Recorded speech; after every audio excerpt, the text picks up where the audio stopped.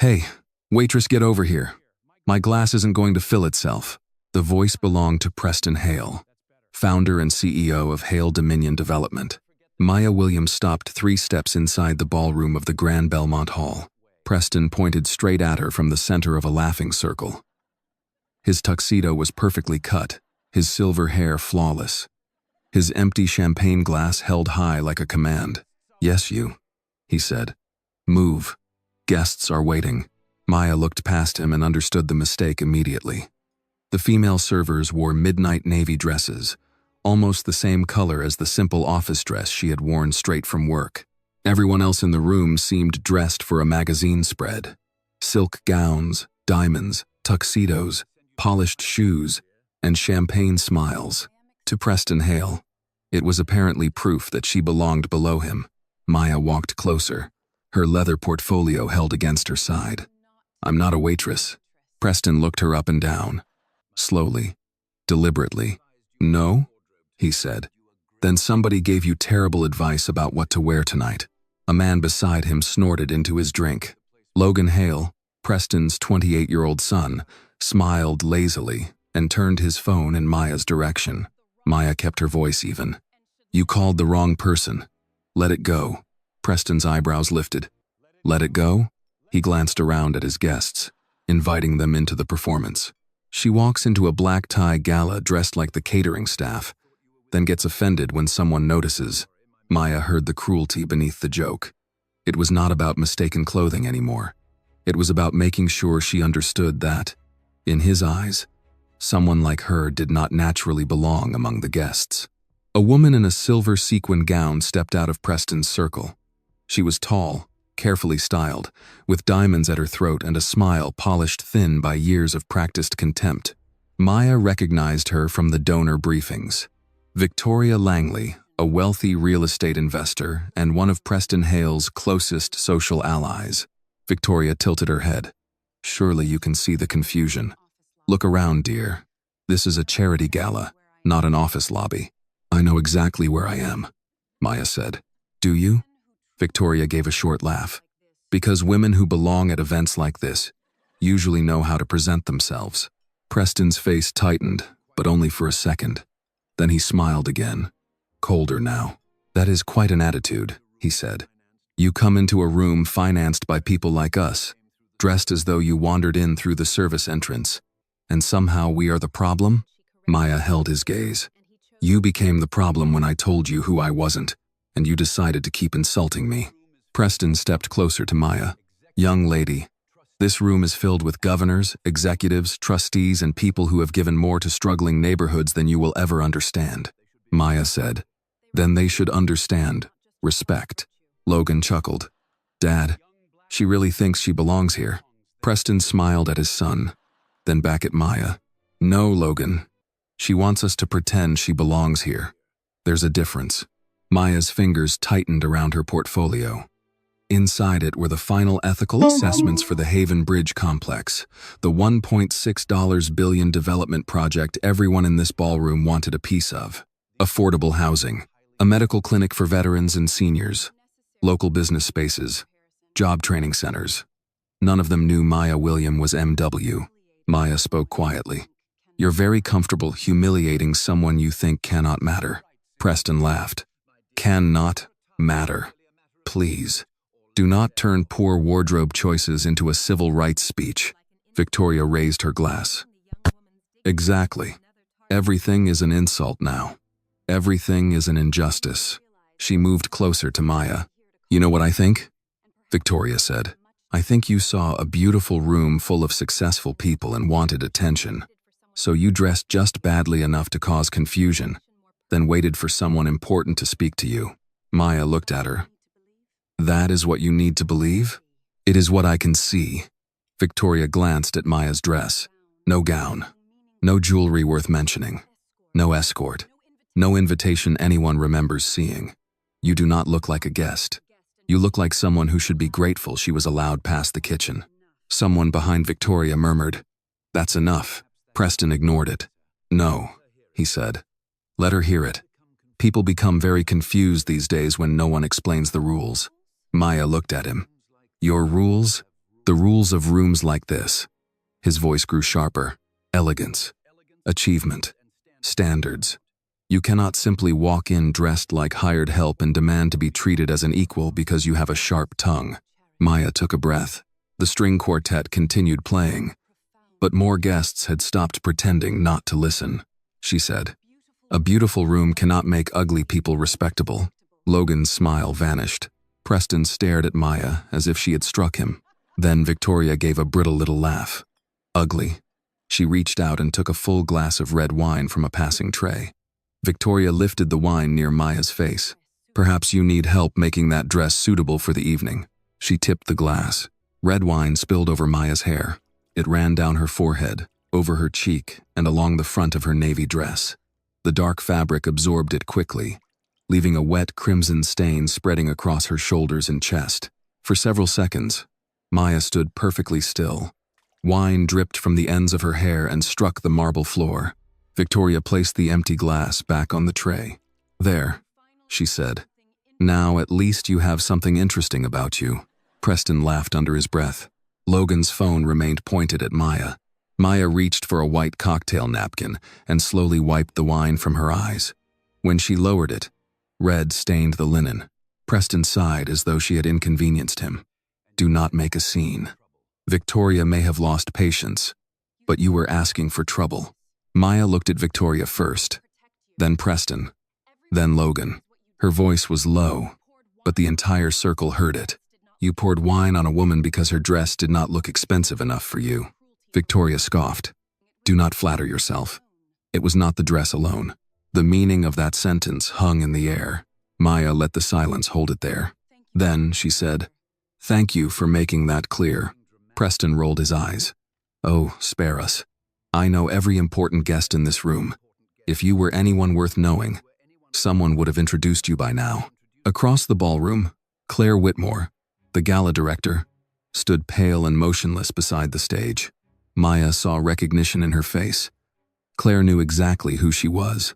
Still, she said nothing. Maya folded the stained napkin and placed it on top of her leather portfolio. "That," Maya said quietly, "is a mistake you are going to remember." Preston smiled. "Is that a threat?" "No," Maya said. "It is a fact." Before he could respond, the grand ballroom doors opened. A silver-haired woman in an ivory suit walked in, followed by 4 attorneys carrying leather cases. Her posture was straight, her expression composed, and her presence changed the room before she spoke a word. Eleanor Price, the legendary civil rights attorney, took one look at Maya's soaked hair and wine-stained dress, and her face turned cold. "Maya?" she said sharply, crossing the floor. "Miss Maya William, what happened to you?" Preston's smile disappeared. Victoria stared at Maya as if seeing her for the first time. Whispers broke out around the ballroom. "Maya William? Did she say Maya William?" The MW behind Haven Bridge. Eleanor reached Maya and gently placed a hand on her arm. Once she was certain Maya was unharmed, she turned to the surrounding guests. "Ladies and gentlemen," Eleanor said, every word clean and controlled. "This is Miss Maya William, founder and executive chairwoman of the William Community Equity Fund. She is the principal investor and final approval authority for the Haven Bridge complex." The ballroom fell silent. Eleanor looked directly at Preston Hale, then at Victoria Langley. "The woman you just humiliated," she continued, "is the person every developer in this room has spent 6 months trying to impress." Preston's empty glass lowered slowly. Victoria's face lost all color. Maya stood before them with red wine still staining her navy dress. She did not smile. She did not celebrate their fear. She simply looked at Preston Hale and said, "Now you know who you were speaking to." Preston Hale recovered first. Men like him usually did. Shock could only hold them for a moment before instinct forced them back behind a wall of polish, influence, and plausible excuses. He cleared his throat and set his empty champagne flute on a nearby tray.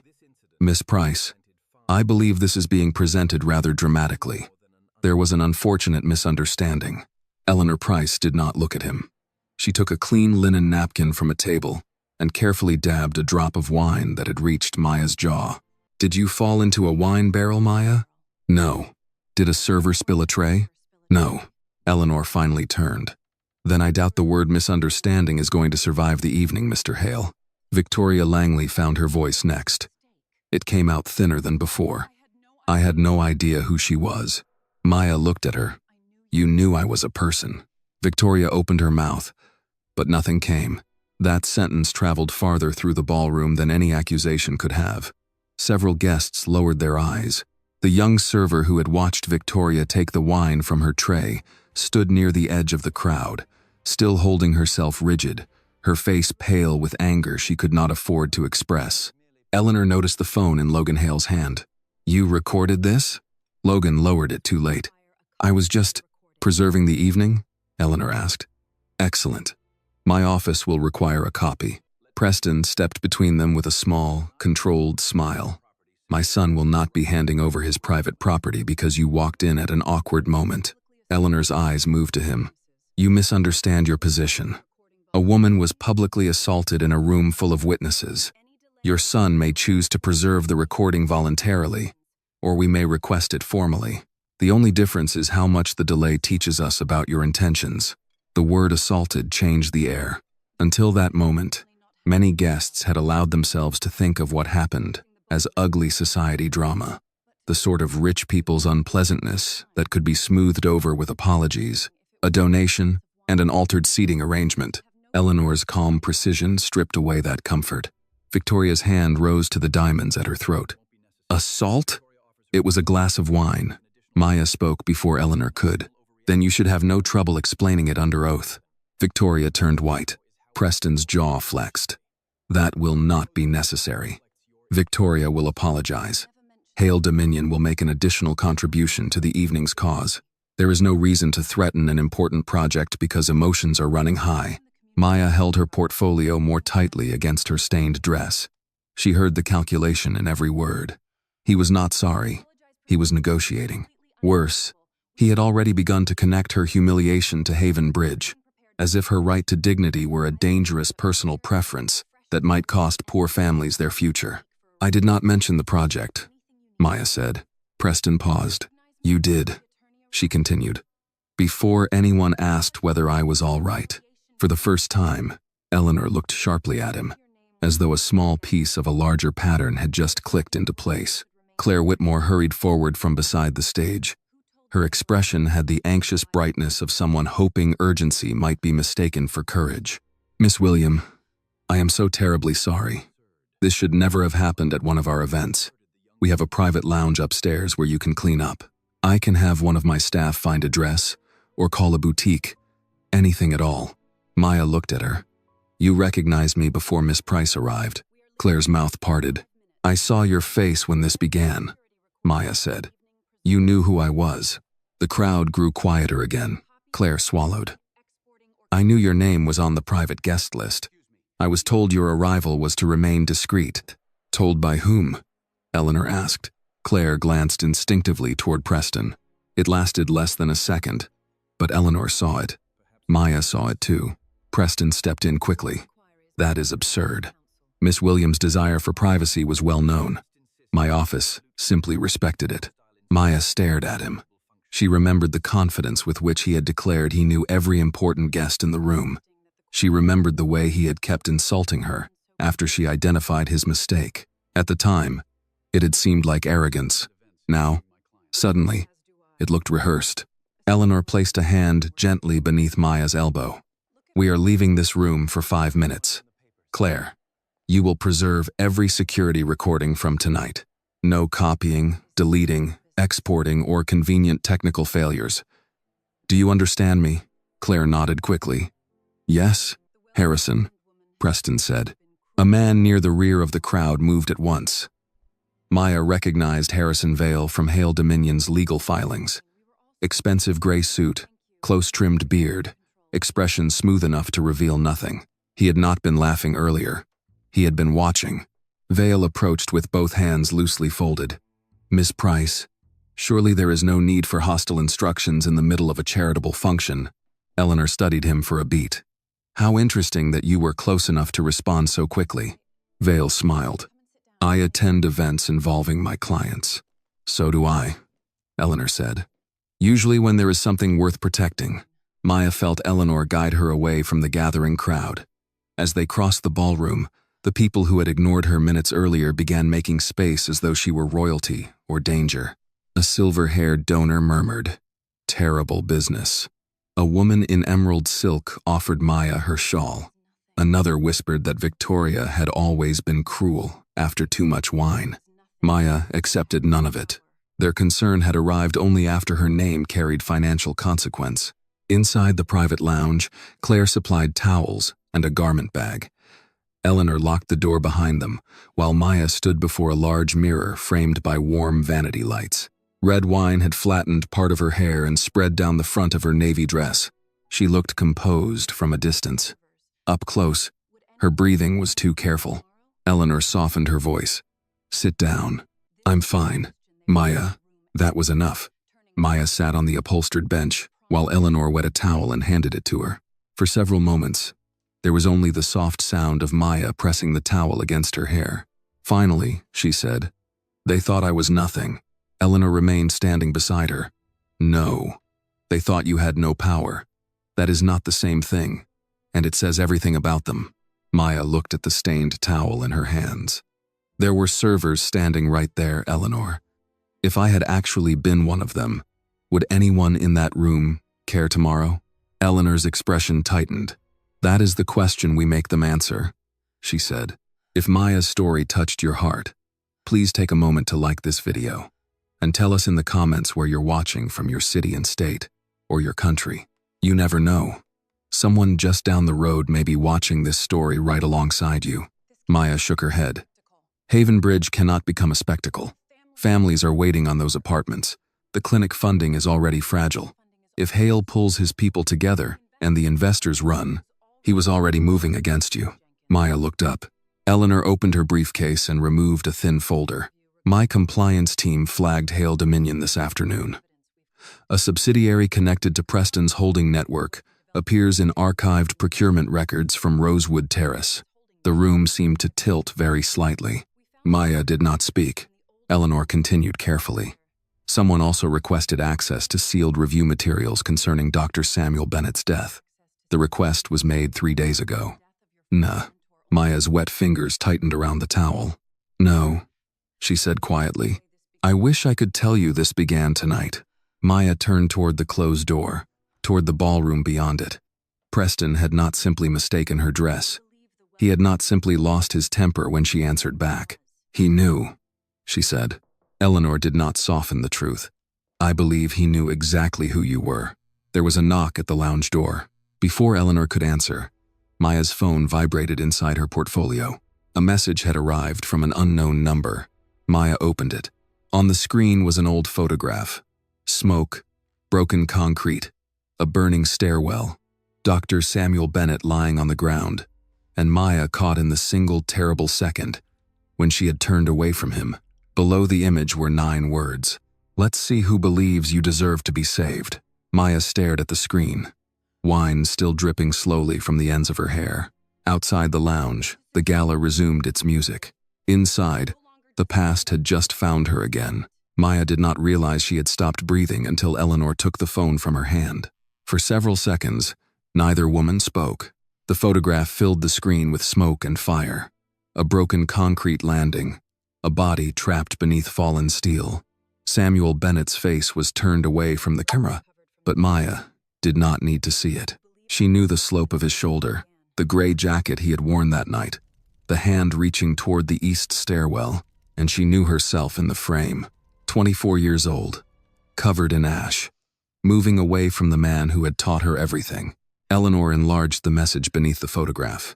"Let's see who believes you deserved to be saved." "Do not delete this," Eleanor said. Maya's voice barely rose above a whisper. "I wasn't being saved. I know. I was going back inside." "I know that too." Maya stood abruptly and crossed to the mirror. Wine still darkened the shoulders of her dress, but she no longer saw Victoria Langley's cruelty. She saw smoke on her clothes, blood on her hands, a little boy coughing against her shoulder as she carried him through a failing stairwell.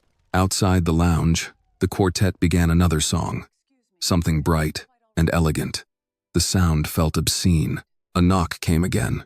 "Miss Price," Claire Whitmore called through the door. "Mr. Hale is asking whether Miss William intends to return to the ballroom. He would like to resolve this privately." Eleanor looked at Maya. "Do you want me to answer that?" Maya wiped the last trace of wine from the corner of her mouth. "Open the door." Eleanor studied her face. "You do not owe anyone in that room another moment tonight." "I know." Maya picked up her portfolio. "But I want to see whether he looks surprised by the photograph." Eleanor opened the door. Claire stood outside with a clean cashmere wrap folded over one arm. Her face was tight with worry. "Miss William, I am deeply sorry. I should have intervened." "Yes," Maya said. "You should have." Claire lowered her eyes. Maya took no pleasure in that. She simply did not have the energy to comfort a woman who had watched her humiliation and waited for someone more important to stop it. "Preserve the camera footage," Eleanor said. "Every angle, every minute from Maya's arrival forward." "I will." "Not will," Eleanor replied. "Do it now." Claire nodded and hurried away. When Maya and Eleanor re-entered the ballroom, the evening had resumed only on the surface. Glasses still moved from trays to hands. The quartet still played, but conversation stopped as Maya crossed the floor in her ruined dress. Preston Hale stood near the stage with Harrison Vale and Victoria Langley.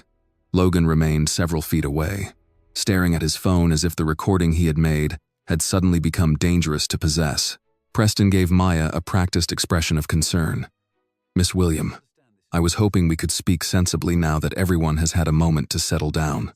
Maya held up her phone. "Did you send this?" For the first time all evening, Preston did not answer immediately. It was only a pause, barely more than a breath, but Maya saw it. Harrison Vale stepped forward. "Whatever that is, I would advise against making accusations in public." Maya turned the screen toward Preston. The rosewood photograph reflected faintly in his glasses. Victoria's face registered confusion. Logan looked up sharply. Preston recovered. "I have no idea what you are showing me." "You knew my name before tonight," Maya said. His voice became gentle, almost pitying. "Miss William, I realize this has been an upsetting evening, but if you are suggesting that I arranged some kind of attack on you simply because one of my friends poured wine on your dress, you may want to take a moment before saying something you cannot take back." Eleanor moved beside Maya. "Be careful, Preston." That sounded almost rehearsed. He smiled at her. "Still intimidating people with theater, Eleanor?" "No," she said. "With discovery." The word landed. Harrison Vale reached for Preston's arm, but Preston pulled free with a slight movement. Maya looked at Victoria. "Did you know who I was?" Victoria stiffened. "Certainly not. Did Mr. Hale tell you to pour wine on me?" "Of course not. I acted impulsively because you were rude." "Rude," Maya repeated. "After you said I should be grateful to stand in the same room as you." Victoria glanced at the guests watching her. Her embarrassment hardened into spite. "You are very skilled at turning yourself into a victim." A soft murmur moved through the crowd. Maya looked around the ballroom. The people who had laughed before were silent now. Some appeared ashamed. Others were only frightened that their names might be connected to what had happened. She could no longer tell which was which. Preston spread his hands. "This is exactly the kind of unnecessary conflict Haven Bridge does not need. That project belongs to struggling families, not to your personal grievances." Maya felt something cold settle inside her. He had said it too quickly. Not apology, not explanation, not surprise at her identity. Haven Bridge. He wanted the project placed between them like a shield, because he believed Maya would sacrifice herself before risking the families depending on it. He was right about one thing. She would endure almost anything for that project, but she would not hand it to a man who had just shown her what he thought of the people it was built to protect. "You are no longer under consideration for Haven Bridge," Maya said. The room seemed to tighten. Preston stared at her. "Excuse me? Hale Dominion's bid is suspended pending ethical and compliance review. You cannot make a billion-dollar decision because your feelings were hurt at a party." "My feelings are not the issue." "Then what is?" Maya lifted her phone slightly. "You are." His expression changed then. Not outrage, not embarrassment, recognition. He stepped closer and lowered his voice. "You are young, Miss William. You have been handed a great deal of influence very quickly. Do not confuse a ceremonial title with the ability to survive a fight you do not understand. Eleanor's posture sharpened. Was that a threat? Preston smiled again. Advice. Maya met his eyes. Then here is mine. Never assume. A quiet woman came into a room unprepared.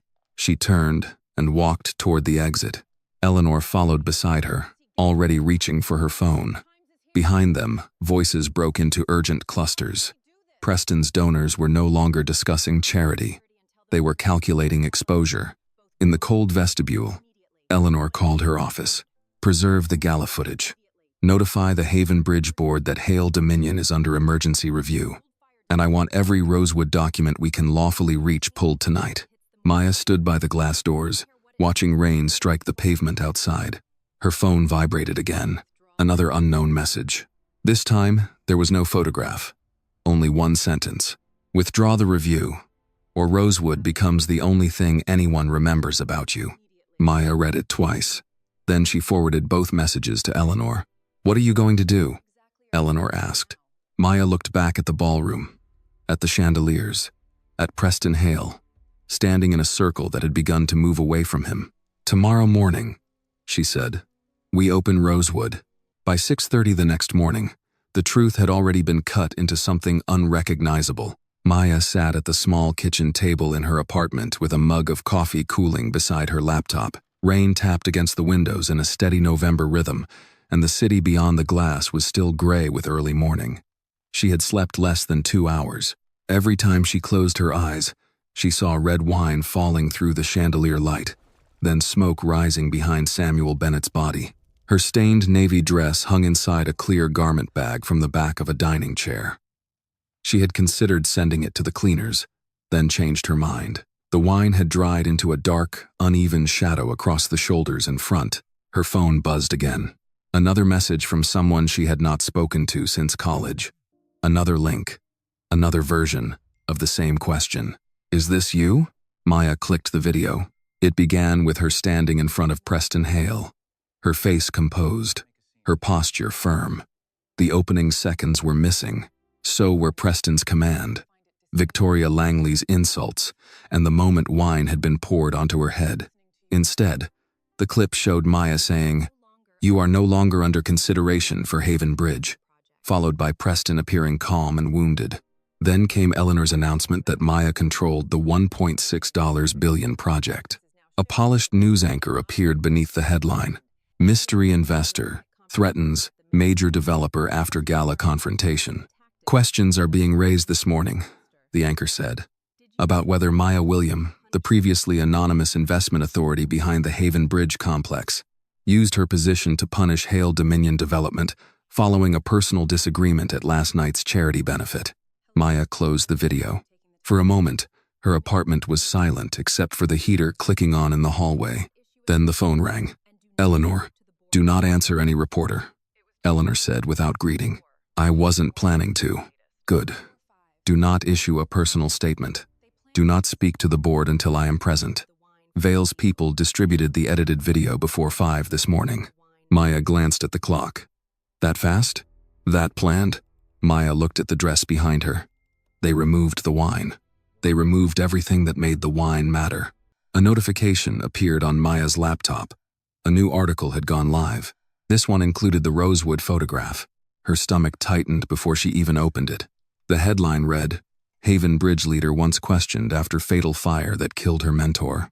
The article called Samuel Bennett, a respected physician and housing advocate.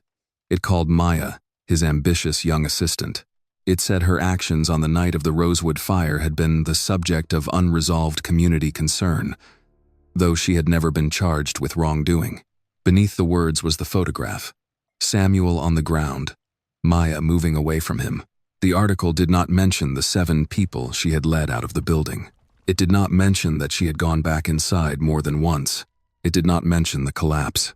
Maya felt her hand close slowly around the coffee mug. "I am looking at Rosewood," she said.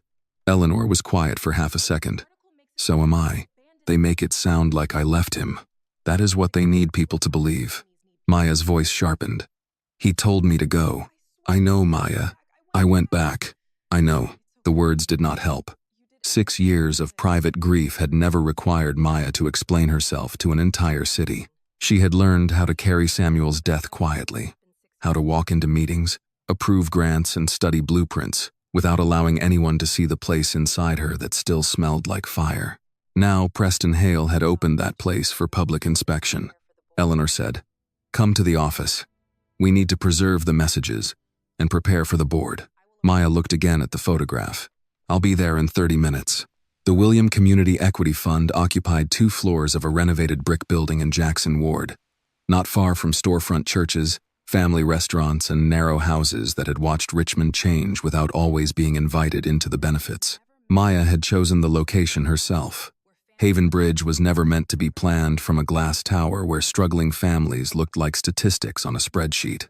When she walked in, the receptionist, Mrs. Evelyn Carter, rose from behind her desk. Evelyn was 58, wore reading glasses on a gold chain, and had known Maya since the fund's first year, when there had been only 3 employees and an unreliable copier. "Miss Maya," she said softly. Maya stopped. Evelyn came around the desk, not asking permission before gathering Maya into a brief, careful hug. "I saw what they put on television," Evelyn whispered. "I also saw what they did not show." Maya closed her eyes for a moment. "Thank you." Evelyn released her and handed her a paper cup of fresh coffee. "Miss Price is waiting in the conference room. So are 3 board members, and none of them look like they came to ask whether you are all right." That almost made Maya smile. Almost. In the conference room, Eleanor stood at the window with a legal pad in her hand. At the table sat George Alden, the fund's 64-year-old vice chairman, Margaret Pierce, head of donor relations, and Thomas Rayner, a retired banker whose support had helped secure early financing for Haven Bridge. George stood when Maya entered. "Maya, first I want to say what happened last night was unacceptable." "But?" Maya asked. He sighed. "But the project is now in jeopardy." Eleanor turned from the window.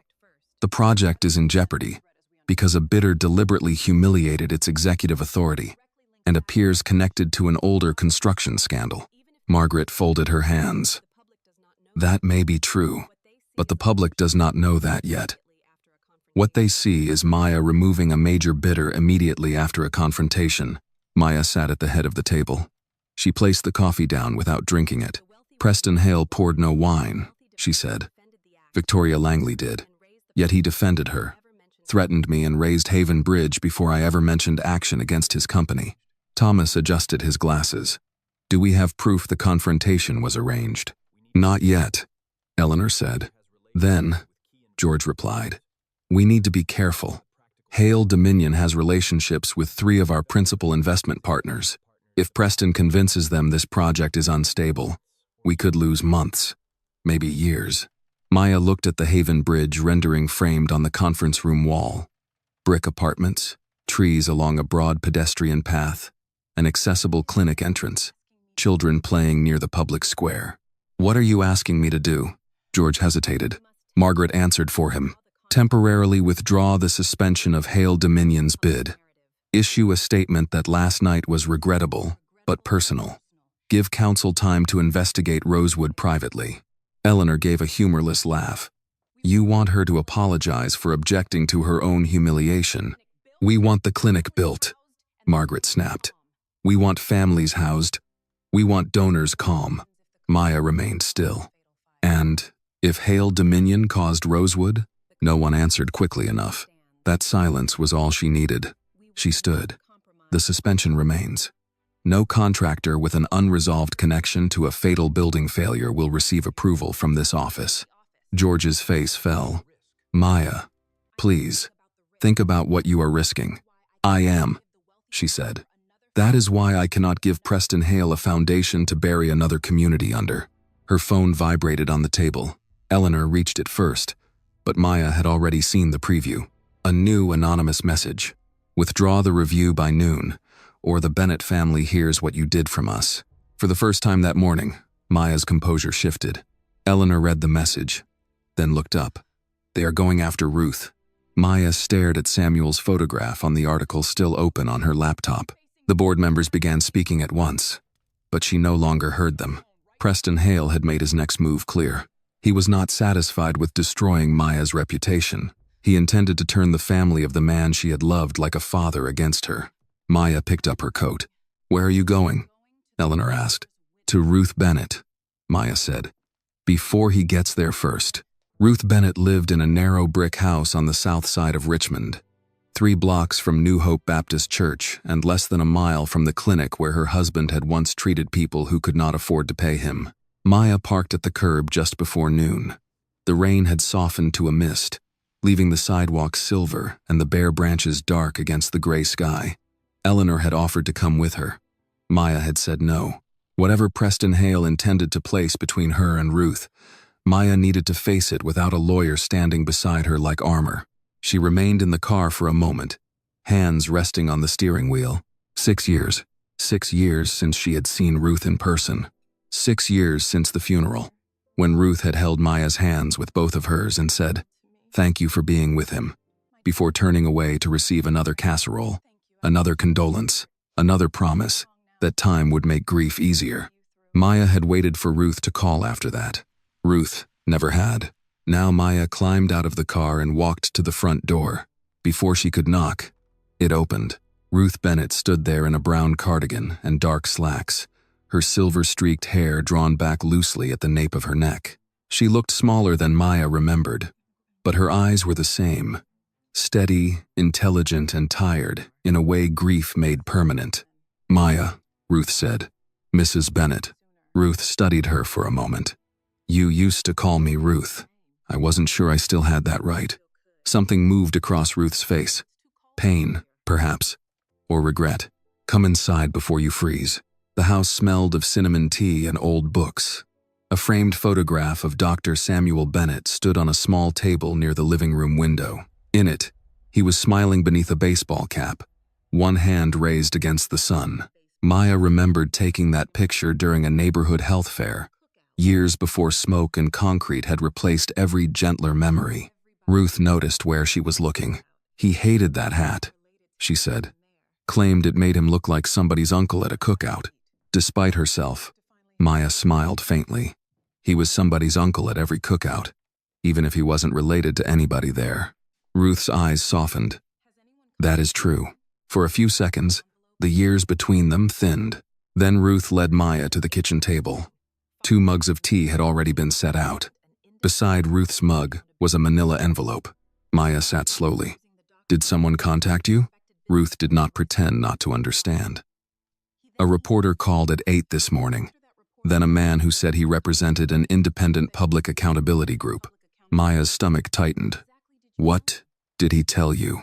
"That you were using Samuel's name to attack a respected businessman. That there were questions about the night of the fire." Ruth folded her hands around the mug. "Then, he emailed me a photograph." Maya lowered her gaze. Ruth continued. "The same photograph they showed on television." "Ruth, I need you to know. I know what the photograph looks like." Ruth interrupted quietly. "I also know photographs are not memories." Maya looked up. Ruth's expression had not hardened. If anything, it had grown sadder. "I never blamed you," she said. The words struck harder than accusation would have. Maya stared at her. "You stopped speaking to me." "I did. I thought that meant—" "I know what you thought."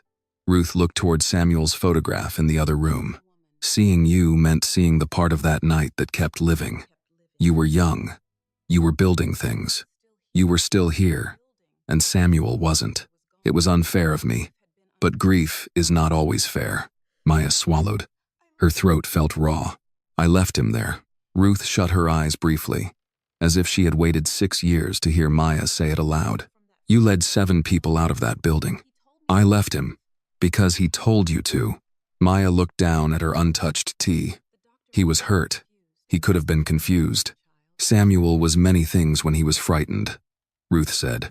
"Stubborn, loud, sometimes unbearable. Confused was not one of them." A small, broken laugh escaped Maya, then vanished almost immediately. Ruth reached for the manila envelope and pushed it across the table. "I found this after the television report this morning. I had kept it with his papers and forgotten what was inside." Maya opened the envelope carefully. There was a handwritten letter on yellow legal paper, Samuel's Square, impatient handwriting covering both sides. Ruth said, "He wrote it a month before Rosewood. He was worried about that property, worried that the repairs were not safe. But he also wrote about you." Maya began reading. Samuel had written that Maya was too young to carry as much responsibility as people were already handing her, but she carried it anyway. He wrote that she saw families where developers saw parcels and saw dignity where the city saw problems. Near the bottom of the second page was a sentence Maya read 3 times before it settled into her chest. "If that girl is ever forced to choose between being understood and saving lives, she will save lives first, even if the misunderstanding follows her forever." Maya pressed the page flat against the table, afraid her shaking hands might tear it. "He knew," she whispered. "He knew exactly who you were," Ruth said. "Better than the people on television. Better than that man who called me this morning. Better, I think, than you have allowed yourself to know." Tears rose before Maya could stop them. She turned her face slightly, ashamed of how suddenly they came. Ruth reached across the table and covered Maya's hand. "I should have called you," she said. "I should not have let you carry this alone." Maya drew in a ragged breath. "They are trying to use him against me, against Haven Bridge. Then do not let them. If I fight Preston Hale, the investors may walk. Families could lose those homes. The clinic could disappear before it is ever built." Ruth's fingers tightened over hers. "And if you let him build it?" Maya said nothing. "If Samuel died because men cut corners at Rosewood," Ruth continued, "then handing another neighborhood to those same men is not protecting anyone. It is giving them permission." The rain tapped softly against the kitchen window. Maya looked again at Samuel's letter. For years, she had built Haven Bridge as penance. Now, sitting across from his widow, she understood what that had cost her. She had treated the project as a debt owed to a dead man, when Samuel had meant it as a promise to the living. Her phone rang. "Eleanor," Maya answered. "I'm with Ruth." "Then I will make this brief," Eleanor said. "The board is prepared to reconsider Hale Dominion if you do not formally initiate review procedures by 5 o'clock. Maya looked at Ruth. Ruth nodded once. Maya picked up Samuel's letter and held it carefully against her heart. "File the review," she said. "Remove Hale Dominion from active consideration. Preserve every Rosewood record we can access." Eleanor was silent for half a second. Then her voice warmed. "Are you certain?" Maya looked at Samuel's photograph in the other room. "Yes," she said. "I am done letting powerful people tell me what his death means." When the call ended, Ruth stood and wrapped Maya in an embrace that was 6 years overdue. Maya allowed herself to be held. Outside, the rain had stopped by the time she returned to her car. The first thin brightness of afternoon broke through the clouds. Her phone vibrated before she started the engine. An unknown number. A new message appeared beneath another copy of the Rosewood photograph. "You chose a dead man as your defense. We will let him testify against you." Maya read it once. Then she forwarded it to Eleanor and placed the phone face down beside Samuel's letter. This time, the photograph did not make her turn away. This time, she knew exactly where she was going next. By Monday morning, Preston Hale had answered Maya's decision with numbers. 3 withdrawal notices arrived before 9 o'clock. Maya read them at the head of the conference table, while steam curled from a paper cup of coffee Mrs. Evelyn Carter had placed beside her untouched breakfast. The letters came from 3 separate investment partners, but the language was so similar it could have been copied from the same document. Concerns regarding leadership stability, questions surrounding contractor impartiality, temporary pause pending reputational review. Eleanor Price sat to Maya's right, reading the 3rd letter with her glasses low on her nose. When she finished, she dropped it on top of the others. "Coordinated," Eleanor said. George Alden, the vice chairman of the William Community Equity Fund, rubbed both hands over his tie. "Coordinated or not, the money is frozen." "It is not frozen because Maya acted improperly," Eleanor said. "It is frozen because Preston Hale expects fear to do his work for him." Margaret Pierce leaned forward. "And what would you like us to tell the families waiting for apartments? That their homes are delayed because we refuse to fear properly?" Maya looked at her. Margaret had never been cruel to her. That almost made the question worse. She was afraid, and frightened people could help powerful men without ever intending to. "How much funding is affected?" Maya asked. George opened a folder. "Nearly 200 million in combined commitments, with another 75 million exposed if the medical clinic partner follows them." The number settled heavily around the room. Haven Bridge was more than steel and brick on an architectural rendering. It was Mrs. Dolores Jenkins, 71, who had spent 11 years climbing 3 flights of stairs with failing knees because her building had no elevator.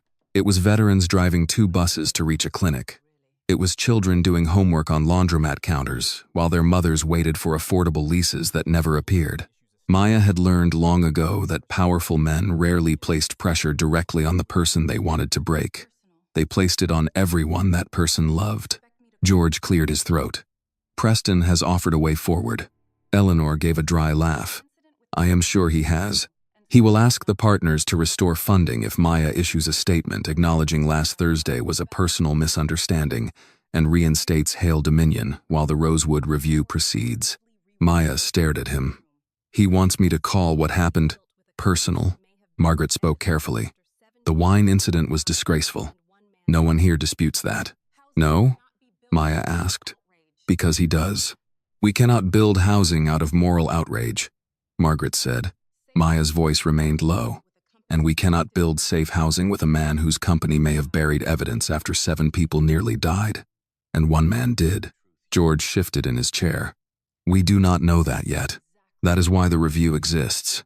And if the review takes 6 months, then we spend 6 months learning whether we are about to put vulnerable families into buildings designed by a company that once decided their safety was too expensive." No one answered. Eleanor closed the file. "The suspension remains." George looked not at Eleanor, but at Maya.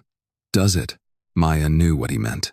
Eleanor could fight, threaten subpoenas, and draft emergency motions, but the fund belonged to Maya's judgment. So did the consequences. She reached for her coffee, found it cold, and set it back down. "Yes," she said. "It does." Margaret pushed away from the table in frustration. "Then we need a public strategy before Preston defines this entire project for us." Her words proved unnecessary. Evelyn appeared at the conference room door, her expression tight. "Miss Maya, you need to turn on Channel 8. The television mounted along the wall flickered to life. Preston Hale stood behind a podium at the Jefferson Veterans Residence, a housing complex his foundation had partially financed 12 years earlier. American flags flanked him. Behind him sat 4 elderly veterans in folding chairs, all wearing service caps and expressions suggesting no one had told them why cameras were there. Preston wore a navy suit and a small flag pin. His face carried the measured sadness of a man forced to defend his generosity. "I deeply regret that an awkward moment at a charity gala has been misrepresented," he said. "There was confusion. There were raised emotions. For my part, I remain focused on the people who matter. Struggling families, veterans, and seniors who deserve safe homes and quality care." Maya felt Eleanor grow still beside her. Preston continued. "Unfortunately, Miss Maya William has allowed a private embarrassment to influence decisions affecting thousands of Richmond residents. Hale Dominion was removed from consideration without hearing, without due process, and without any evidence of wrongdoing." "Liar," Evelyn whispered from the doorway. Preston lowered his eyes, as if reluctant to say what came next. "I would prefer not to speak about the painful questions surrounding Miss Williams' past, but when one individual holds power over a project this important, character and judgment must be examined with honesty." A photograph appeared on the screen behind him. Rosewood, Samuel on the ground, Maya, moving away. George exhaled softly. Margaret covered her mouth. Preston turned toward the image with sorrowful restraint. 6 years ago, Dr. Samuel Bennett died in a tragic fire while Miss William escaped. I will leave the proper authorities to determine what that means, but I cannot remain silent, while the same person now makes decisions that may cost vulnerable families their future. Maya's face felt cold, not because the accusation surprised her, because he had placed Samuel's body behind him while claiming concern for safe homes.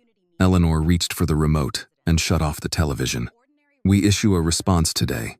Maya did not answer. George's phone began ringing. A second later, Margaret's did too. Within the minute, every screen on the table seemed alive with incoming calls.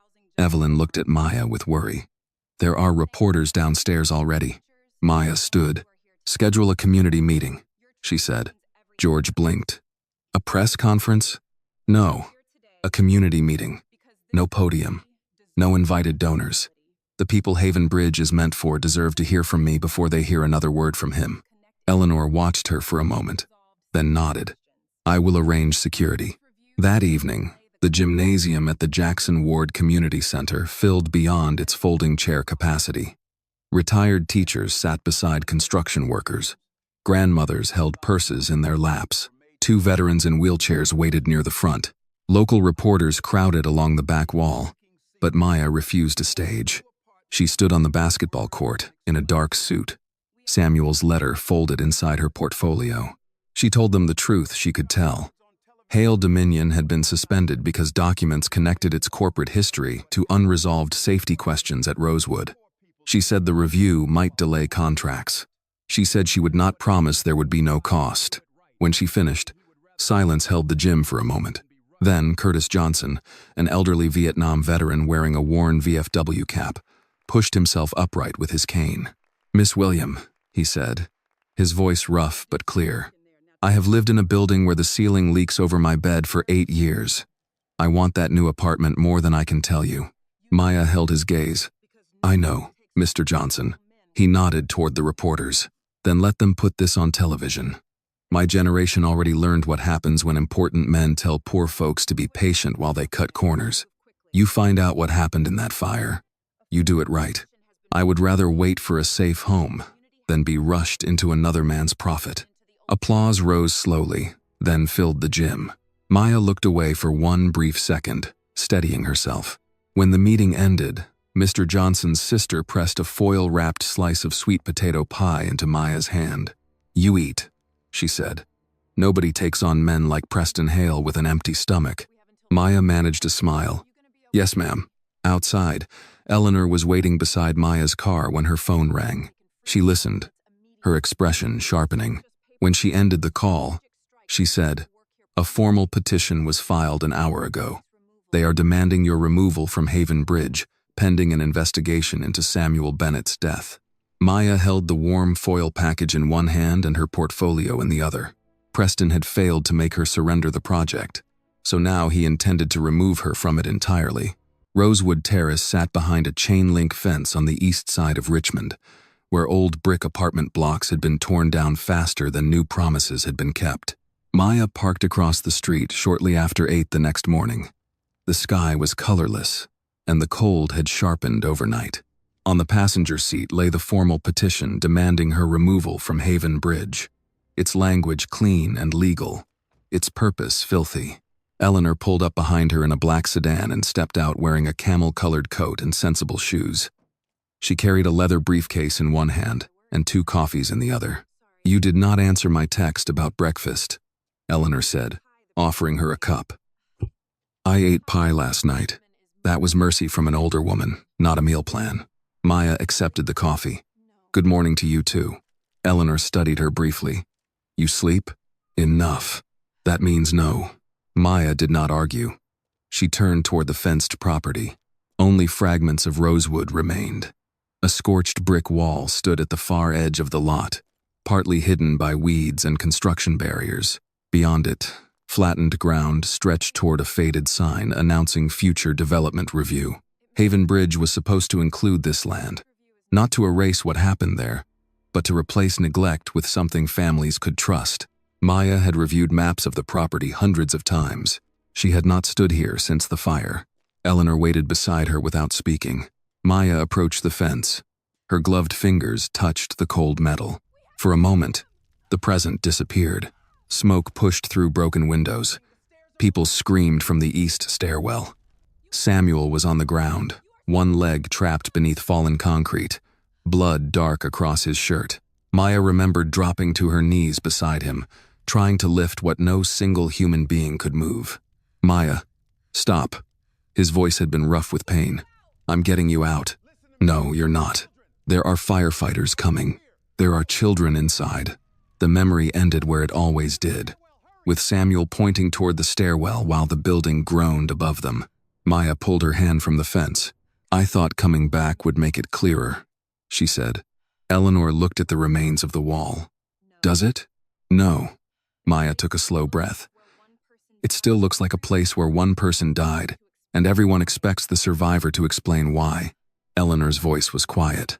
"Then today, we begin explaining why the building failed before anyone decided what you should have done inside it."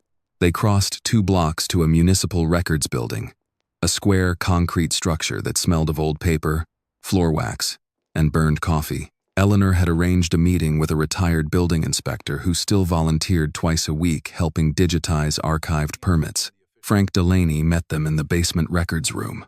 He was 64, with a weathered face, wire-rimmed glasses, and an Orioles cap tucked under one arm when he shook Maya's hand. "Miss William," he said, "I saw the news. I'm sorry they're putting you through that. Thank you for meeting us." Frank glanced toward Eleanor. "When Miss Price calls and says she needs old fire records, a sensible man finds the old fire records." Eleanor almost smiled. "A sensible man also does not tell anyone else we called. You have my word." He led them to a metal table covered with boxes. Each was labeled with dates, permit numbers, and building names. Frank opened. One marked Arrowswood Terrace, East Wing renovation, fire review. Maya recognized the address before she saw Samuel's name written on a yellow tab inside the lid. Her chest tightened. Frank removed a stack of inspection forms. "I filed an objection 2 months before the fire. The East Wing had undergone insulation replacement and stairwell repairs. The contractor submitted material certifications that looked proper, but the fire retardant panels did not match the approved specifications." Maya frowned. "You tested them?" "I requested testing. I was told revised certificates had already cleared the issue." Frank gave a bitter little shrug. "I was city staff. The contractor had attorneys." Eleanor pulled on her reading glasses. "Name of the contractor." Frank passed her a document. "Dominion Urban Materials." Maya read. "Company dissolved 5 years ago," Frank said. "I checked after your attorney contacted me." Eleanor opened her briefcase and removed a corporate registry printout. It did not disappear. It was absorbed through 2 holding companies. Final controlling entity, Hale, Dominion Development. The room seemed colder. Maya set down her coffee untouched. Preston Hale's company worked on Rosewood. Frank nodded slowly. "Through a subsidiary." "Yes. And this never came up in the original investigation?" "The investigation was about emergency response and loss of life. Who evacuated whom, when the collapse happened, whether protocols were followed." Frank looked ashamed. "The contractor records should have been tied in. They weren't." Maya pressed her fingertips against the table edge. 6 years of carrying Samuel's death inside her, and all that time a company name had been resting in a basement box. Eleanor turned another page. "What is this notation?" "Bennett. Inquiry pending." Frank leaned closer. His expression shifted. "I remember now," he said. "Dr. Bennett came here 2 days before the fire. He asked for the original materials report." Maya looked at him sharply. "Samuel came to you. He was upset. Not loud, but upset in the way decent men get when they think someone has put families in danger." Frank lifted a folder and searched beneath it. He said residents had complained about smells near the wall panels and faulty fire doors. He believed the renovation had been signed off too quickly. "Did you give him the report?" "I gave him copies of what I had." Frank paused. "He told me he was meeting someone from the contractor's office the following week." "He never had the following week," Maya said. "No." Frank's voice lowered. "He didn't." Eleanor removed her phone and photographed the index sheet. "We will need certified copies of every document connected to Dominion Urban Materials, Rosewood, and Samuel Bennett's request." Frank nodded. "I'll start the process today." Maya looked through the paperwork again. One form bore Samuel's handwriting in the margin. "Families living here. Not acceptable. Follow up immediately." She touched the words lightly. Samuel had not died in a random tragedy.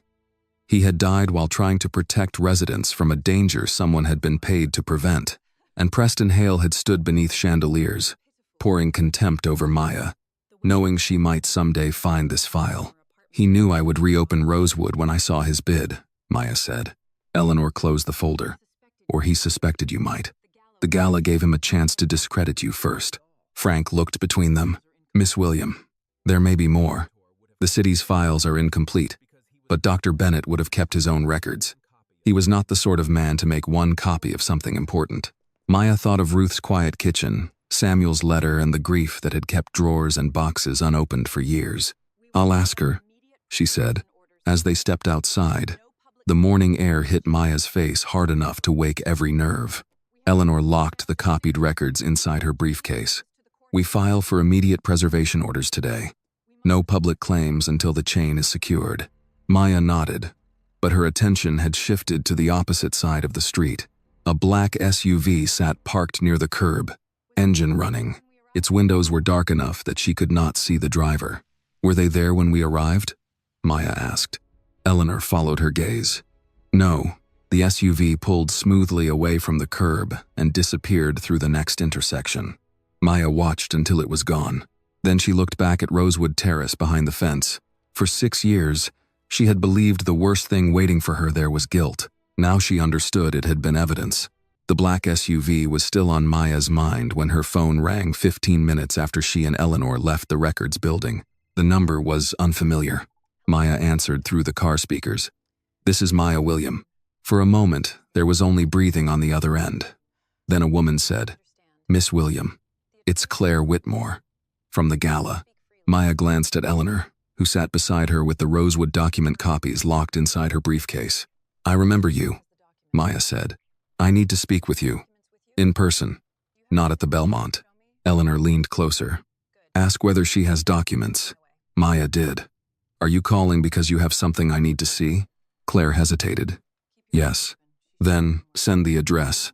20 minutes later, Maya and Eleanor entered a neighborhood coffee shop near Monument Avenue, far removed from chandeliers and champagne towers. The lunch rush had passed. An older man sat by the window reading the Richmond Times-Dispatch, and 2 women in hospital scrubs shared a piece of banana bread near the counter. Claire waited in the rear booth wearing a dark raincoat and no makeup. She looked as if she had not slept since the gala. A cup of coffee sat untouched in front of her. Beside it was a white envelope and a flash drive. When Maya reached the table, Claire started to stand. Please, Maya said. Sit down. The 3 women settled into the booth. Eleanor placed her briefcase beside her feet and did not remove her coat. Claire looked at Maya's face, then away. I owe you an apology. Maya waited. I knew your name was on the guest list, Claire said. I knew you were being introduced that evening as the principal investor for Haven Bridge. You also knew who I was when Mr. Hale called me a waitress. Yes. And when Victoria Langley poured wine on me? Claire swallowed. Yes. Maya folded her hands on the table. Why didn't you say anything? Claire looked at the coffee cup as if the answer might be written inside it. Because Preston Hale pays for almost half the private events my company handles each year. Fundraisers, corporate dinners, holiday galas. If he decides I'm difficult, I lose the Belmont contract. If I lose the Belmont contract, 23 people may lose their jobs. Eleanor's voice was cool. So you left Maya alone in front of him. I know how that sounds. It sounds accurate, Maya said. Claire flinched, but nodded. Yes, it is. A waitress approached the booth with a coffee pot. Claire waved her away quickly, embarrassed by the ordinary kindness of being served after what she had allowed another woman to endure. Maya noticed. She let the silence remain. Finally, Claire pushed the envelope toward her. Preston's office contacted me the afternoon of the gala. They asked that your identity remain private until Miss Price arrived. They said you preferred discretion. I did, Maya said. Claire nodded. But they also requested your arrival time and a photograph so Mr. Hale would know when the guest of honor entered. Eleanor's eyes narrowed. Do you have that request in writing? Claire opened the envelope. Inside were printed emails bearing the Hale Dominion letterhead and Harrison Vale's signature block. Maya read the message twice. It thanked Claire for assisting with the controlled introduction of Miss Maya William, and included her photograph beneath her full name. Preston had known.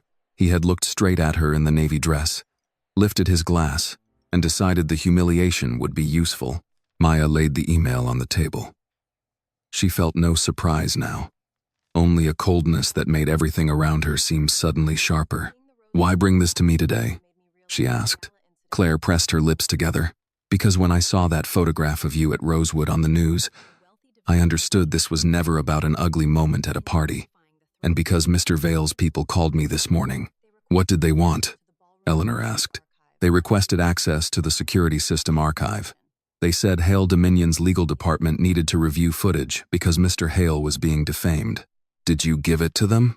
"I gave them access to the event copy." Claire reached for the flash drive. "But the Belmont system creates an automatic backup before outside export. They didn't know I kept it." Eleanor took the drive carefully. "What is on this?"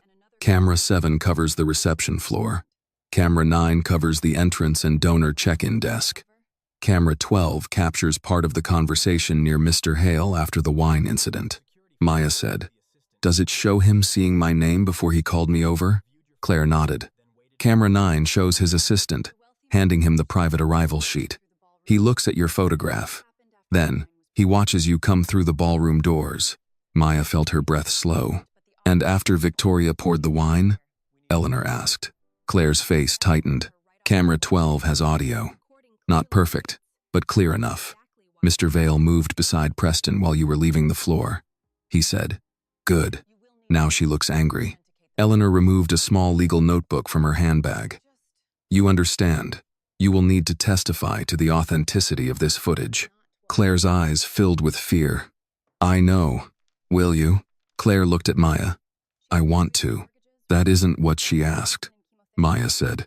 "I have employees," Claire whispered. "People with mortgages. One of my banquet coordinators has a husband in chemotherapy. My operations manager is raising 2 grandchildren. Preston can ruin me before I even reach a hearing room."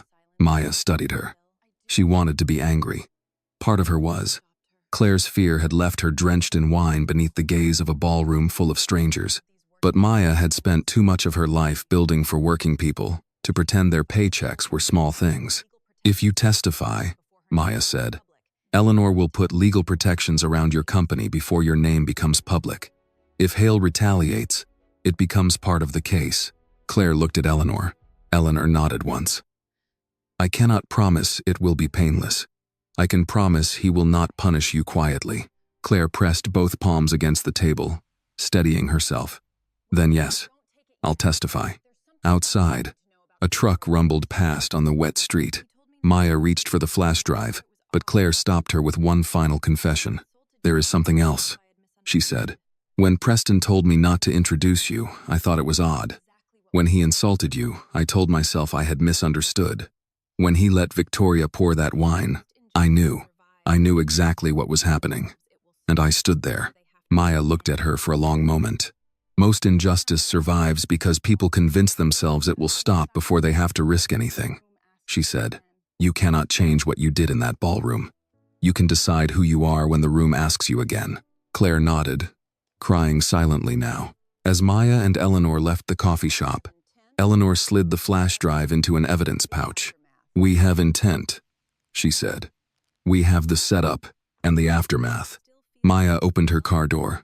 "Then why do I feel like he is still ahead of us?" Before Eleanor could answer, Claire burst through the coffee shop door behind them, her phone clutched in her hand. "My office manager just called," she said, breathless. "Hale Dominion canceled every event on our calendar. 3 winter galas, the medical foundation dinner, all of it." Eleanor's expression turned grim. Claire stared at Maya, fear replacing her tears. "I haven't even testified yet." Maya looked down at the sealed evidence pouch. "He knows," she said, and for the first time, she understood that Preston Hale was not merely trying to defend himself.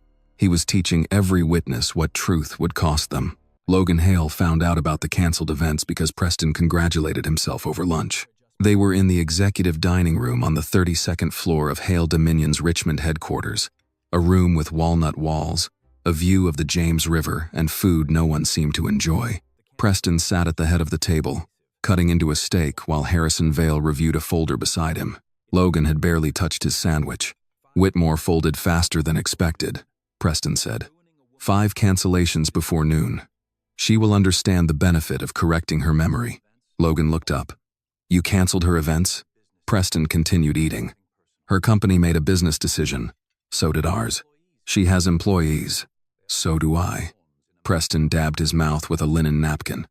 The difference is that mine know better than to place themselves between me and a billion-dollar project. Harrison Vale gave a small smile and closed the folder. Logan stared at his father. Since the gala, the moment had replayed in his head in pieces. Maya, standing still under the wine, the phone in his own hand, the laughter around him, Eleanor Price entering and turning everyone's amusement into panic. He had told himself the wine was Victoria's mistake.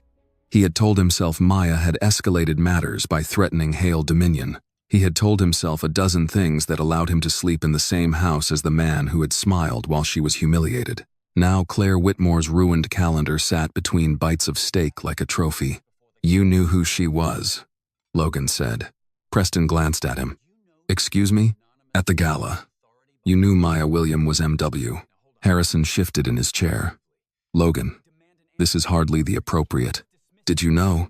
Preston set down his knife. You are getting emotional about something you do not understand. That sounds like yes. Preston leaned back. His voice lowered. Maya William was already moving against our bid. She had begun asking questions about records that had nothing to do with Haven Bridge. She was not an innocent guest arriving for champagne. She was a threat to a project this company has spent years positioning itself to win. So you called her a waitress? I exposed her temperament. Logan stared at him. Preston's expression remained calm. She walked into a room, ready to judge everyone in it. All I did was give her a chance to reveal herself.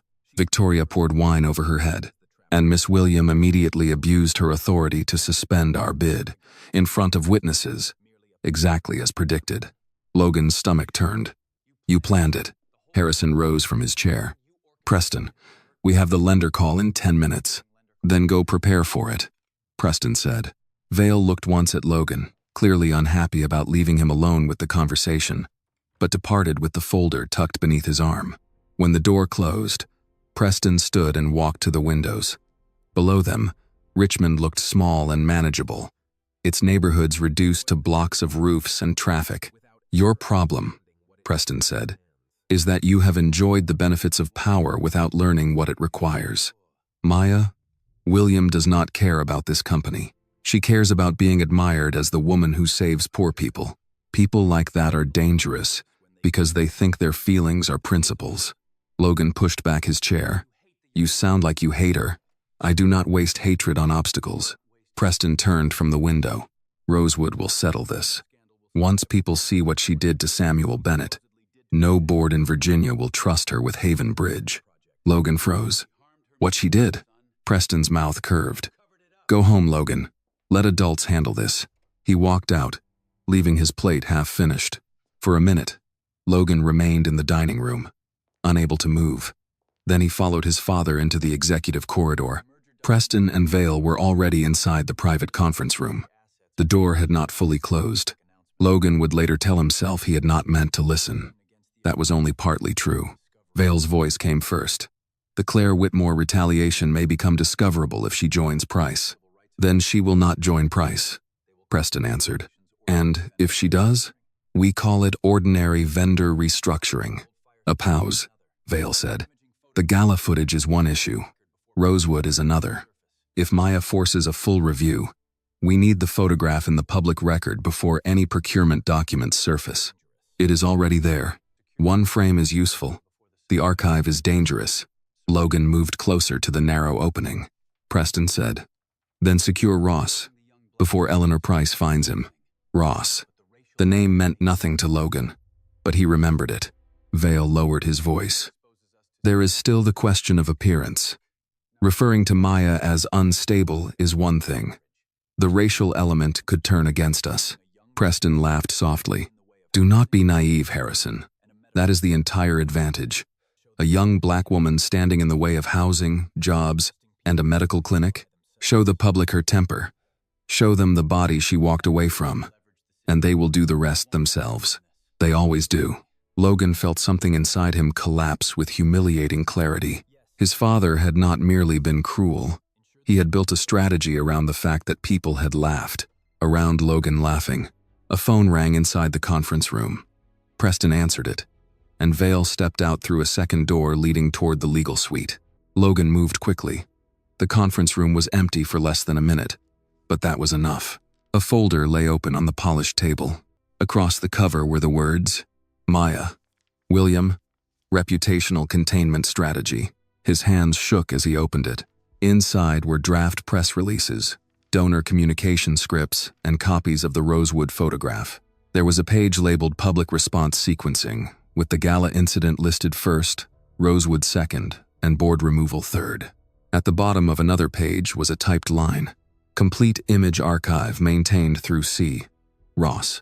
Secure immediately if Rosewood review escalates. Logan pulled a flash drive from his keyring and copied every file he could find from the conference tablet on the table. On impulse, he opened the room's recording system. The meeting had been automatically captured for internal note generation. He downloaded that too. That evening, rain washed the streets of Jackson Ward in sheets of reflected light. Logan sat in his car outside the modest brick building that housed the William Community Equity Fund. Holding the flash drive so tightly, its edge pressed into his palm. He nearly drove away twice. Then he saw a light on the second floor and stepped out into the rain. Mrs. Evelyn Carter met him inside the lobby and looked at him as though she had already decided he had no business being there. "Can I help you?" "I need to see Miss William." "Miss William does not receive surprise visits from Hale family members. I have evidence about Rosewood." Evelyn's expression did not soften, but she picked up the phone. 5 minutes later, Logan was escorted into a conference room. Maya stood near the window with her arms folded. Eleanor Price sat at the table beside a legal pad. Maya did not invite him to sit. Logan placed the flash drive on the table. "My father knew who you were before the gala." Maya said nothing. "He planned it. The insult. The video. Rosewood. All of it." Eleanor reached for the drive. Maya stopped her with a glance. "You laughed," Maya said. Logan's throat tightened. "I know. You held your phone up while Victoria poured wine over me. I know. You do not get to walk in here with evidence and become the decent man in the story. I'm not trying to." For the first time, Maya seemed to hear him rather than judge the shape of him. Logan took a breath. "I heard my father describe what he did to you like it was a marketing plan.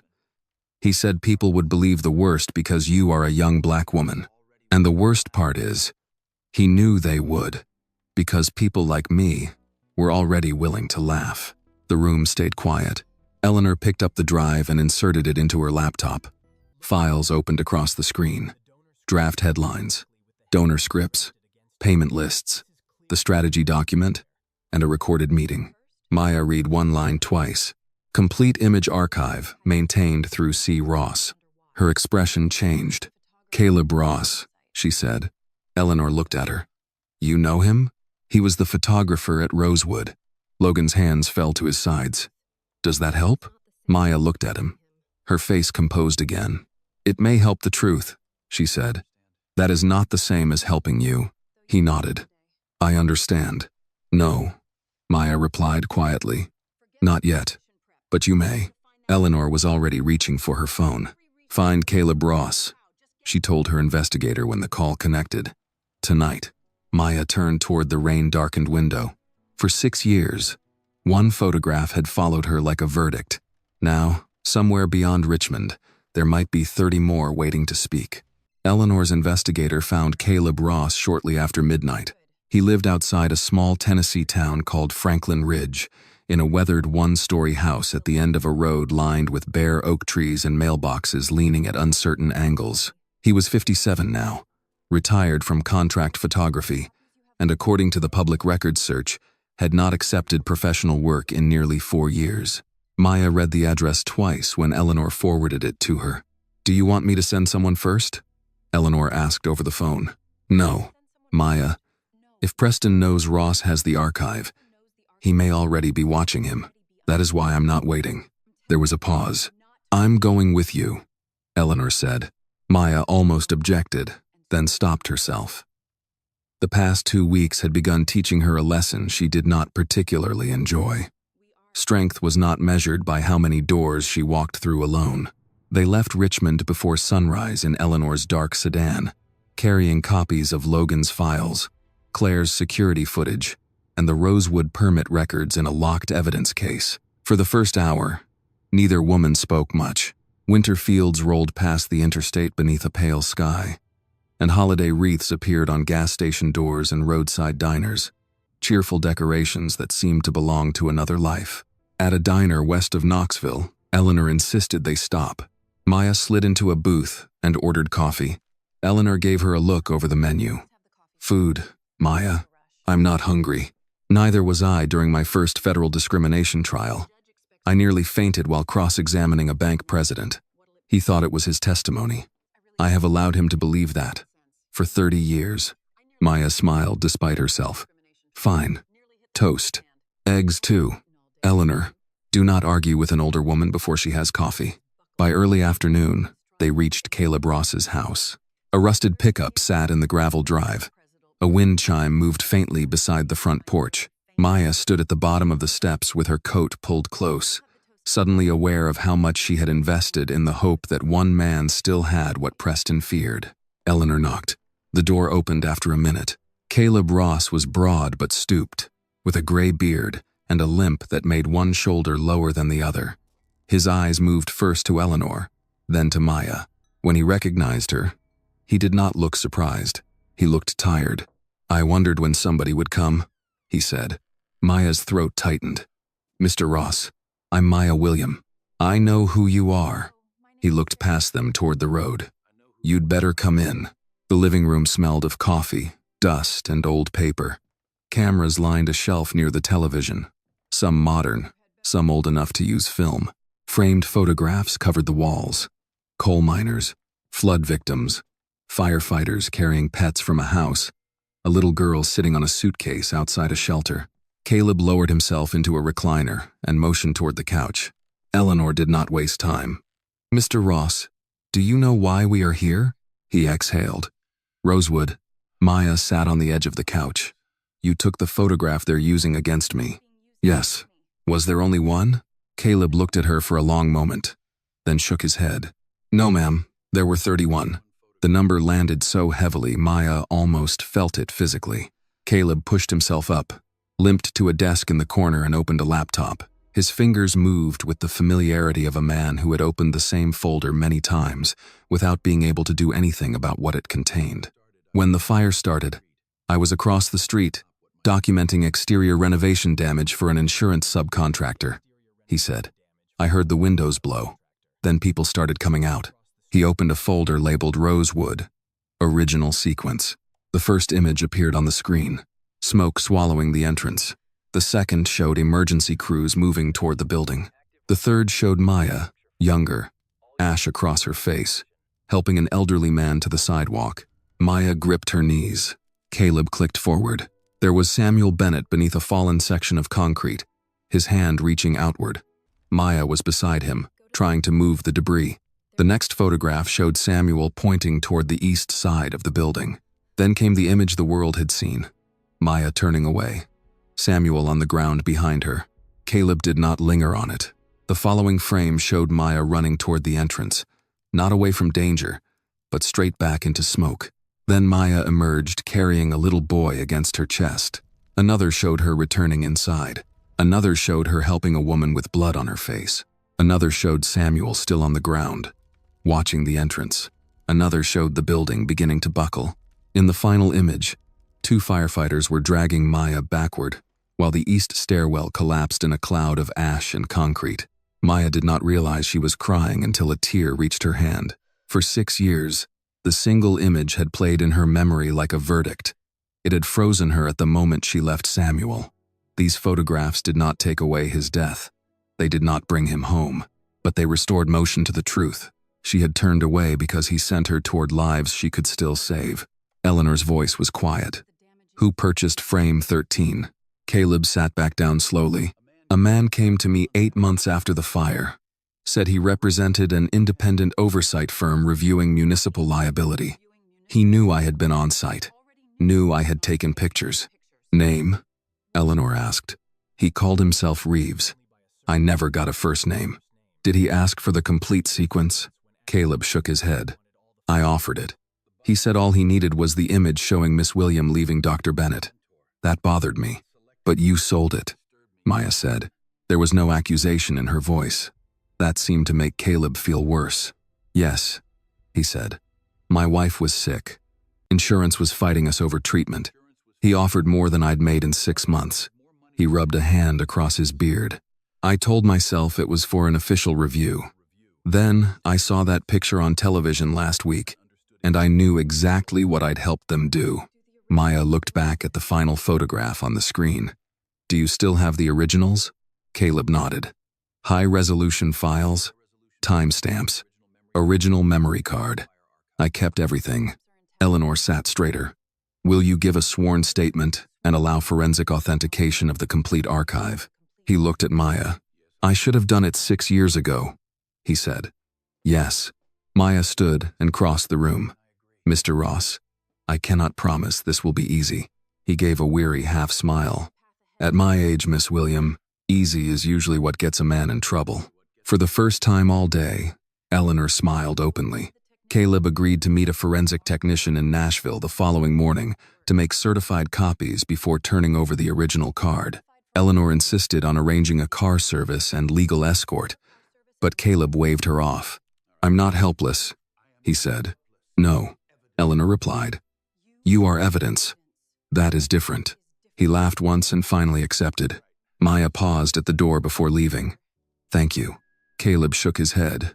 Do not thank me yet. I helped make the lie possible. Then help make the truth unavoidable, Maya said. On the drive back toward Virginia, night settled over the interstate. Maya held a printed copy of the photograph showing herself carrying the little boy from the smoke. Eleanor had insisted Caleb provide it before they left. Maya studied the girl she had been. She looked terrified, exhausted, determined, not guilty. Her phone rang near Bristol. Eleanor answered through the car system. Her face changed almost immediately. When? She asked. Maya turned toward her. Eleanor listened, then said, Preserve the scene. Do not let anyone touch his house or vehicle until local council arrives. She ended the call. What happened? Maya asked. Eleanor tightened both hands around the steering wheel. Caleb's truck was struck on the highway 20 minutes after we left. He is alive, but unconscious. Maya stared at her. Eleanor continued, her voice hard now. Someone entered his house before the ambulance reached the hospital. His laptop and original memory card are gone. Maya looked down at the single printed photograph in her lap. One image, one proof she could hold. Everything else had just been taken. Preston knew, Maya whispered. Eleanor did not answer. She did not need to. Outside the windows, the dark highway rushed beneath them, and Maya understood that Preston Hale was no longer trying simply to discredit her. He was willing to bury the truth all over again. By the time Maya and Eleanor reached Richmond, the photograph in Maya's lap felt almost cruel. It showed her emerging from smoke with a little boy in her arms, his face buried against her shoulder, her own mouth open as she shouted for help. It proved what she had always known. It proved what Caleb Ross had seen. But without the original archive, without the memory card or forensic verification, Preston Hale's lawyers would call it a copy, a fabrication, an image altered by a desperate woman with everything to lose. Eleanor parked outside Maya's apartment just after midnight. I want you upstairs with the door locked, she said. I'm calling Tennessee Council, local police, and a forensic recovery firm. Maya did not move. Caleb agreed to help me, and 20 minutes later, someone put him in a hospital. That is not your fault. He was safe until we found him. He was never safe, Eleanor said quietly. He simply did not know anyone was watching. Maya looked down at the photograph again. Do we have anything from his statement? Only my notes and our testimony about the meeting. Useful, but not enough by itself. And Claire? Still willing to testify. Logan? So far? Maya gave a tired, bitter laugh. So far. That seems to be all truth can promise lately. Eleanor reached across the console and touched her wrist. Get some sleep. Tomorrow will be ugly. Maya stared at the apartment building ahead of her. Tomorrow is already here.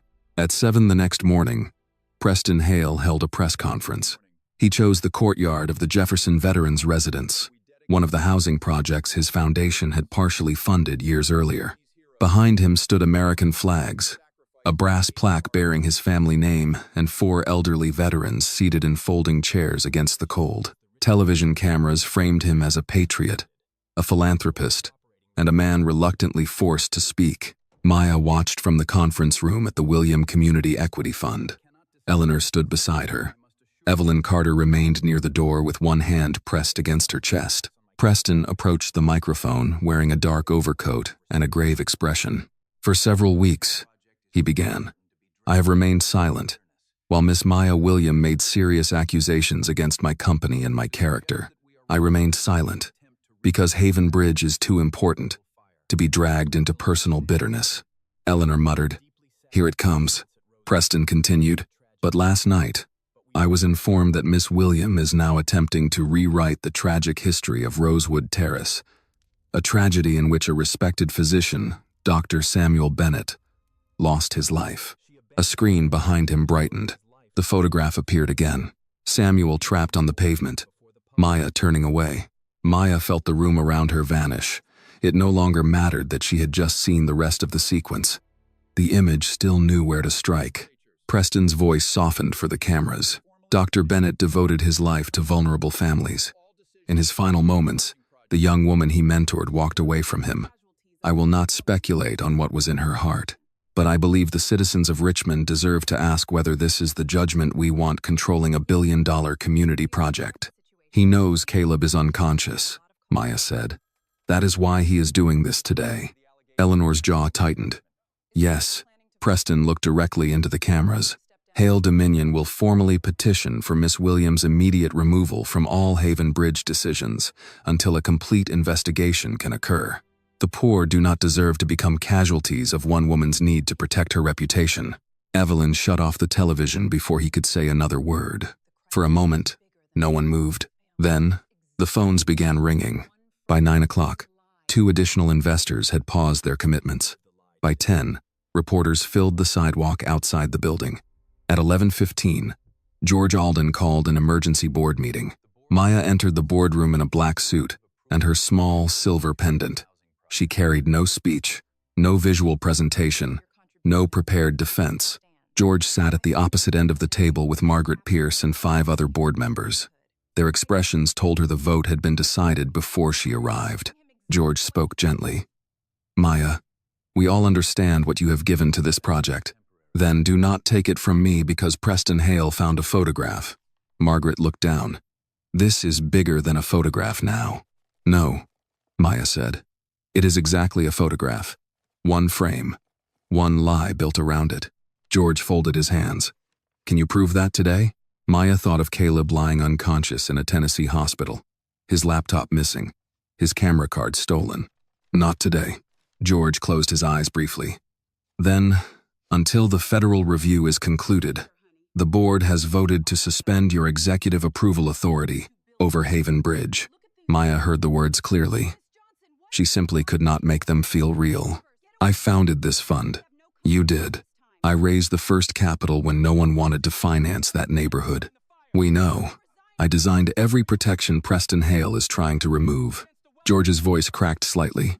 We know. Maya, then why are you handing him what he wants? No one answered. That silence hurt more than the vote. Maya stood slowly, gathering the single folder she had brought with her. George said, This is temporary. She looked at him. So was the fire. He had no reply. Evelyn was waiting in Maya's office when she returned. Without asking questions, she found a cardboard archive box and helped Maya remove the personal things from her desk. Samuel's letter, a framed concept sketch of Haven Bridge, a photograph of children planting flowers at a neighborhood cleanup, and a blue mug bearing the fund's faded logo. When Maya placed the rolled Haven Bridge blueprint inside the box, Evelyn turned away and wiped her eyes. They cannot take what you built, Evelyn said. They just did. No, ma'am. Evelyn shook her head firmly. They took your chair. That is not the same thing. Maya wanted to believe her. She did not have enough strength left. Reporters waited outside the front entrance. Eleanor arranged for Maya to leave through the rear parking lot, but one television crew spotted her before she reached her car. "Miss William," a reporter shouted. "Did you abandon Dr. Bennett during the Rosewood fire?" Maya kept walking. "Are you resigning from Haven Bridge? Do you have any evidence against Mr. Hale?" She opened the car door and placed the box on the passenger seat. Before she could get in, her phone rang. "Eleanor, the hearing has been moved up," Eleanor said. Hale's counsel requested expedited review. They granted it. "When?" 72 hours. Maya closed her eyes. Eleanor continued. "We still have Claire. We have Logan's files. We have the Rosewood procurement trail. And Preston has the photograph everyone believes. We are not finished." Maya looked through the windshield at her cardboard box. Samuel's letter rested on top of the plans for a future she might no longer be allowed to build. "Maybe I am," she said. "Maya, if I resign, the board may keep Haven Bridge alive. If this is about removing me, maybe I need to stop making the community pay for my name." "This is not about your name," Eleanor said sharply. "It is about your safeguards. He wants you gone because you are the one person who will not let him build cheaply, quietly, and without questions." Maya pressed her forehead against the steering wheel. "I am tired, Eleanor." The older woman's voice softened. "I know. I heard Samuel tell me to leave him every night for 6 years. Now the whole city hears nothing but the part where I walked away. Maya, listen to me. I need to go home." She ended the call before Eleanor could answer. Her apartment was dark when she entered. Maya set the archive box on the kitchen table and removed the stained navy dress from its garment bag. She laid it beside the newspaper page, carrying the Rosewood photograph. The dress said she had not belonged in the ballroom. The photograph said she had not deserved Samuel's trust. For the first time since founding the William Community Equity Fund, Maya wondered whether Preston Hale had finally found the one thing money could buy. Enough noise to make the truth useless. A knock sounded at her door. She ignored it. Then came Eleanor's voice. "Maya, open the door." Maya rose reluctantly and unlocked it. Eleanor stood in the hallway beside Claire Whitmore and Logan Hale, but Maya barely noticed them. Ruth Bennett stood at the center of the group, holding a scorched metal box against her chest. Her eyes were filled with tears, but her voice was steady. "Samuel left this among the belongings they returned after the fire," she said. "I could never bring myself to open it until today." Maya stared at the burned edges of the box. Ruth stepped inside and placed it carefully on the kitchen table, beside the dress and the photograph. "I think," she said, "my husband has been waiting 6 years to tell them what really happened." Ruth kept both hands on the scorched metal box until Maya pulled out a chair for her. No one suggested moving to a law office or waiting until morning. There were only 72 hours left, and the burned container sitting beside Maya's wine-stained dress had already waited 6 years. Eleanor closed the apartment door and turned to Claire. "Call the forensic audio technician I used in the Carver case. Tell him I need him tonight." Claire nodded and stepped into the hallway with her phone. "Logan," Eleanor said, "contact no one in your family. Not your mother, not a friend, not anyone who might decide your father deserves advance warning." Logan's face was pale. "I understand." "No, you understand that your life has become uncomfortable. Before this is finished, you may understand the rest." He accepted the rebuke without looking away. "I won't call anyone." Maya remained standing at the kitchen table, staring at the box. The blackened corners made it look fragile, but when Ruth pushed it gently toward her, the metal scraped against the wood with surprising weight. "I received it with Samuel's personal effects," Ruth said. "His watch, his wallet, his shoes, things I could not bear to look at for very long." Maya lowered herself into the chair across from her. "There was an inventory sheet," Ruth continued. "It listed a field recorder and a storage drive, but I assumed they were damaged. I put the entire box in the closet of the spare room." Her voice weakened. "I kept telling myself I would open it when I was stronger." "You did not owe anyone that pain," Maya said. Ruth met her eyes. "Perhaps not. But I owed Samuel the truth once people started lying about him. Maya touched the latch. For a second, she could not press it. Eleanor moved beside her. You do not have to open it alone. Maya drew a breath and released the latch. Inside, protected by a smoke-stained evidence bag, lay a small digital recorder with a cracked screen. Beside it was an encrypted flash drive, a folded inspection packet sealed in clear plastic, and a narrow envelope with the words, "For Maya," written in Samuel Bennett's unmistakable block lettering. Maya's fingers hovered over the envelope. Ruth said softly, "Read that when you are ready. The other things cannot wait." That practical kindness steadied her more than reassurance would have. Within an hour, Eleanor's conference room had become a makeshift war room. The city outside had gone dark, and the windows reflected the people gathered around the long table.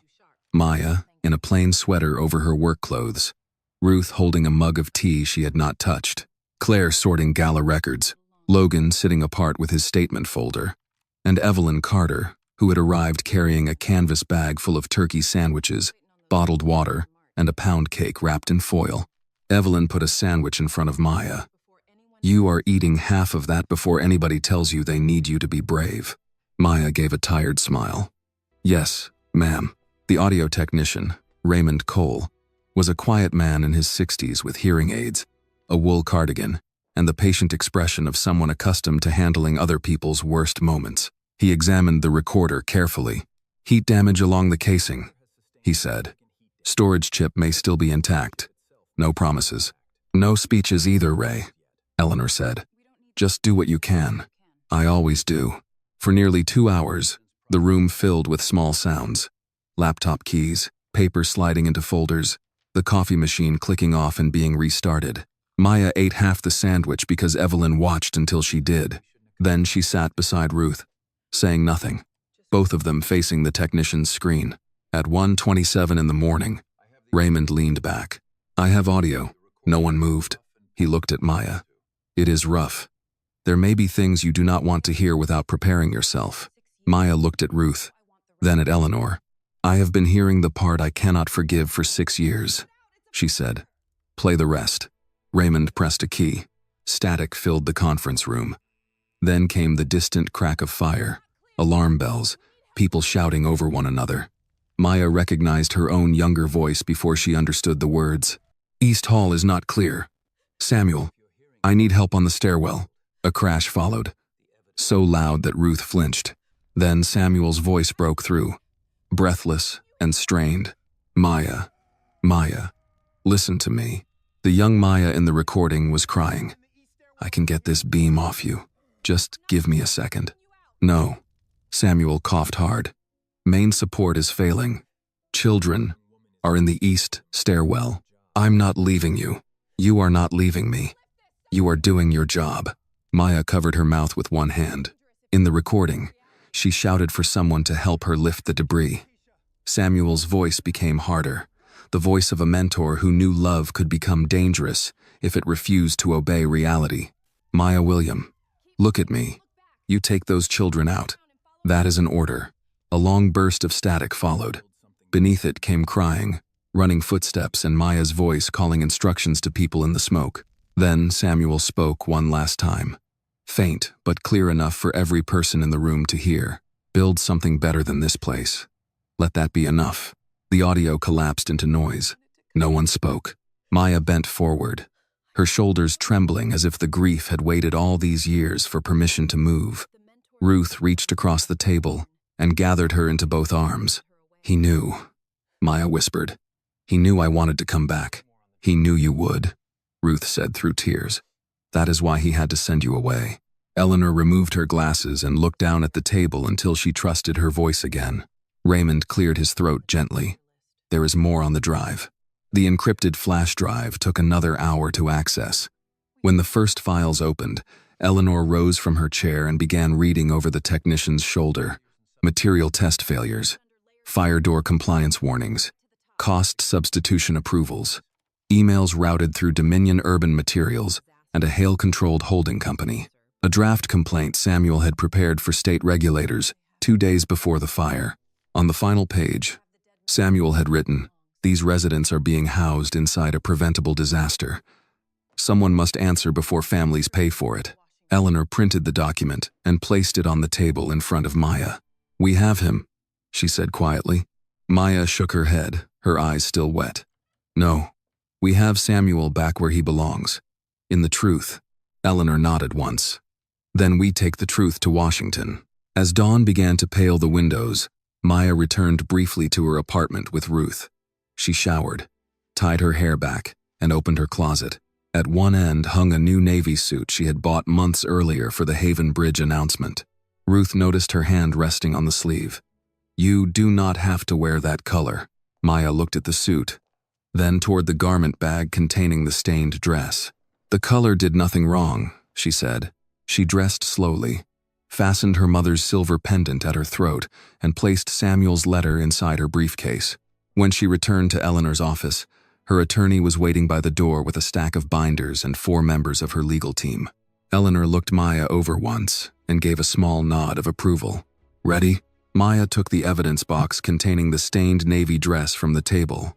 For 6 years, she had been afraid the past would ask her to defend herself. Now, with Samuel's voice beside her, she understood something different. She was not going to Washington to beg anyone to believe her. She was going there to make them answer for what they had done with the truth. Washington received them with a hard January wind and dirty snow pressed against the curbs. Maya watched the government buildings pass through the tinted window of Eleanor's sedan, their stone facades pale beneath a flat winter sky. She had been to Washington before for grant hearings and development conferences, but never like this. Never carrying a wine-stained dress in an evidence box. Never with Samuel Bennett's final words, stored on 3 secured drives in 3 separate briefcases. Eleanor sat beside her, reviewing a binder marked William, Hale Dominion Federal Review. Across from them, a former federal prosecutor named David Rosen quietly checked a witness list, while Marisol Grant, a civil rights attorney from Eleanor's firm, answered messages from Claire and Logan. Maya held Samuel's letter inside her handbag. She had read it once in the hotel room before dawn, and then stopped. She did not need to keep reopening the wound to know it was there. "You are very quiet," Eleanor said, without looking up. Maya watched a man in a heavy overcoat shovel slush from the entrance of a coffee shop.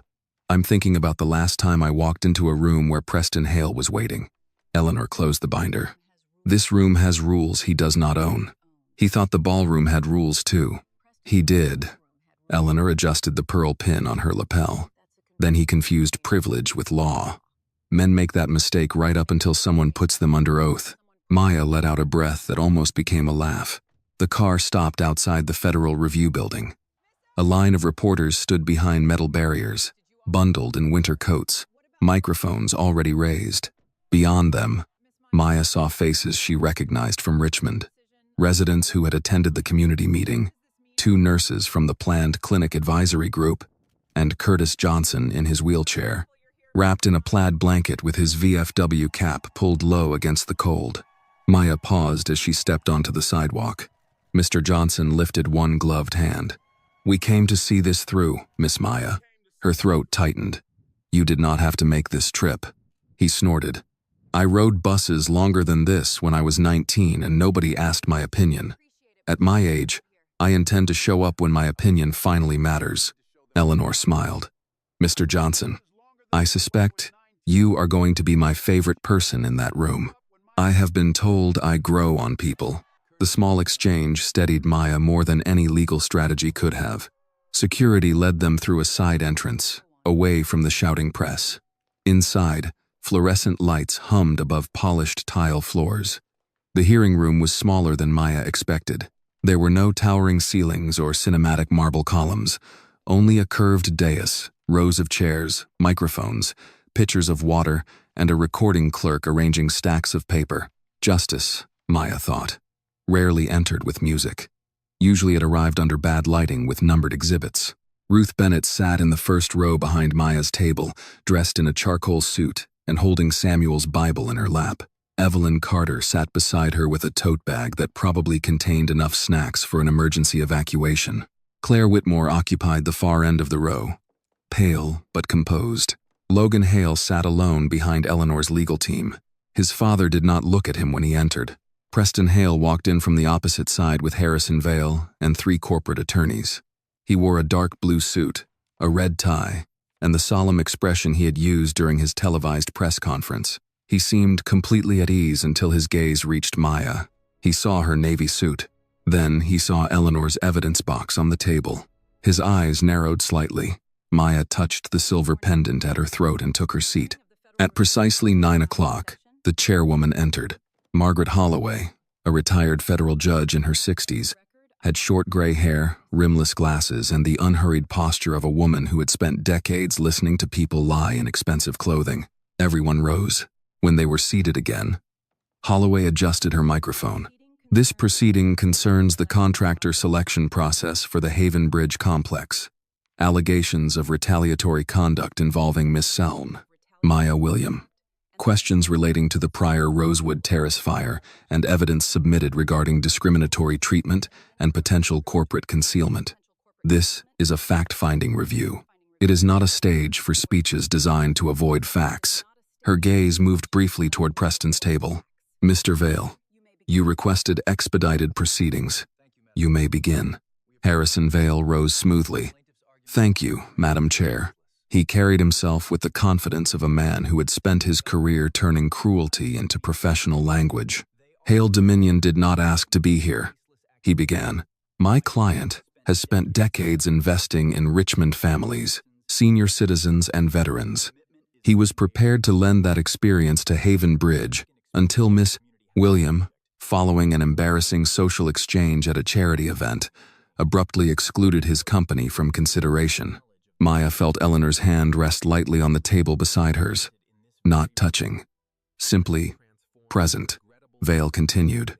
The opposing side will attempt to transform a regrettable misunderstanding into a calculated act of racial hostility. They will ask this panel to believe a businessman with everything to lose orchestrated public embarrassment for a woman whose identity had not yet been formally announced. Eleanor made a note on her legal pad. Identity records. Claire. Video. Vale glanced toward Maya. What is not disputed is that Miss William disqualified Hale Dominion within minutes of a personal confrontation. No formal process. No completed review. No hearing.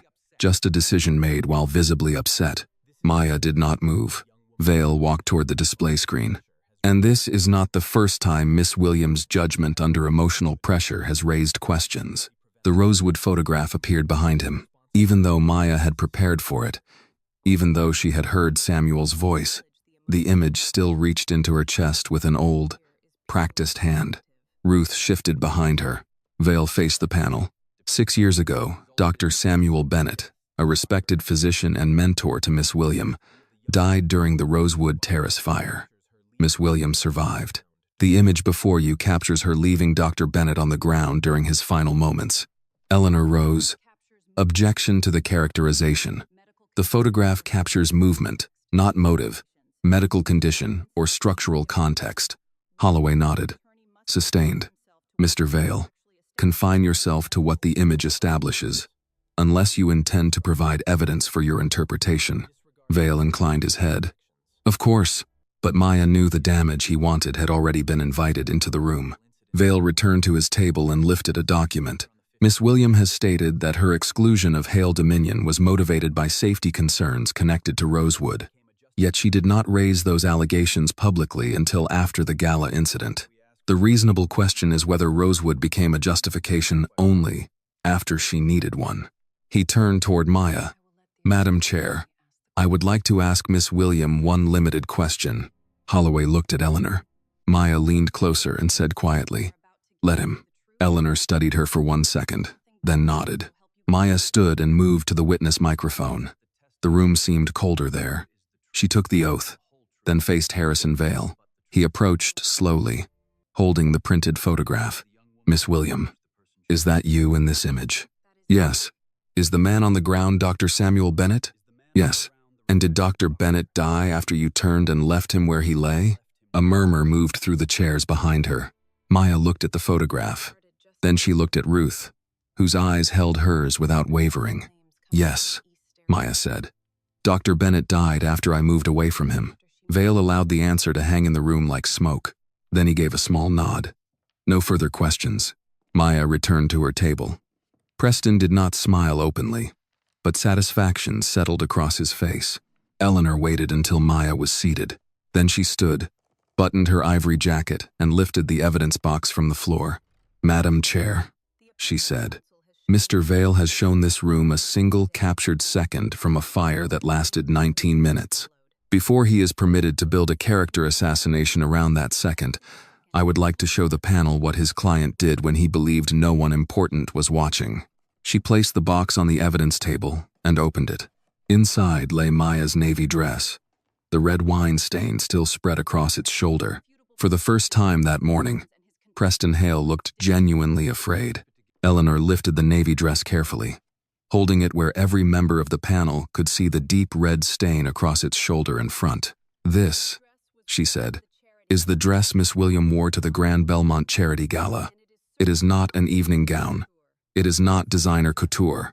It is an ordinary work dress worn by a woman who came directly from the office where she had spent the day protecting a community investment from contractors she did not yet trust." Harrison Vale rose. "Madam Chair, a stained dress proves an unfortunate incident, not a conspiracy." Eleanor turned toward him.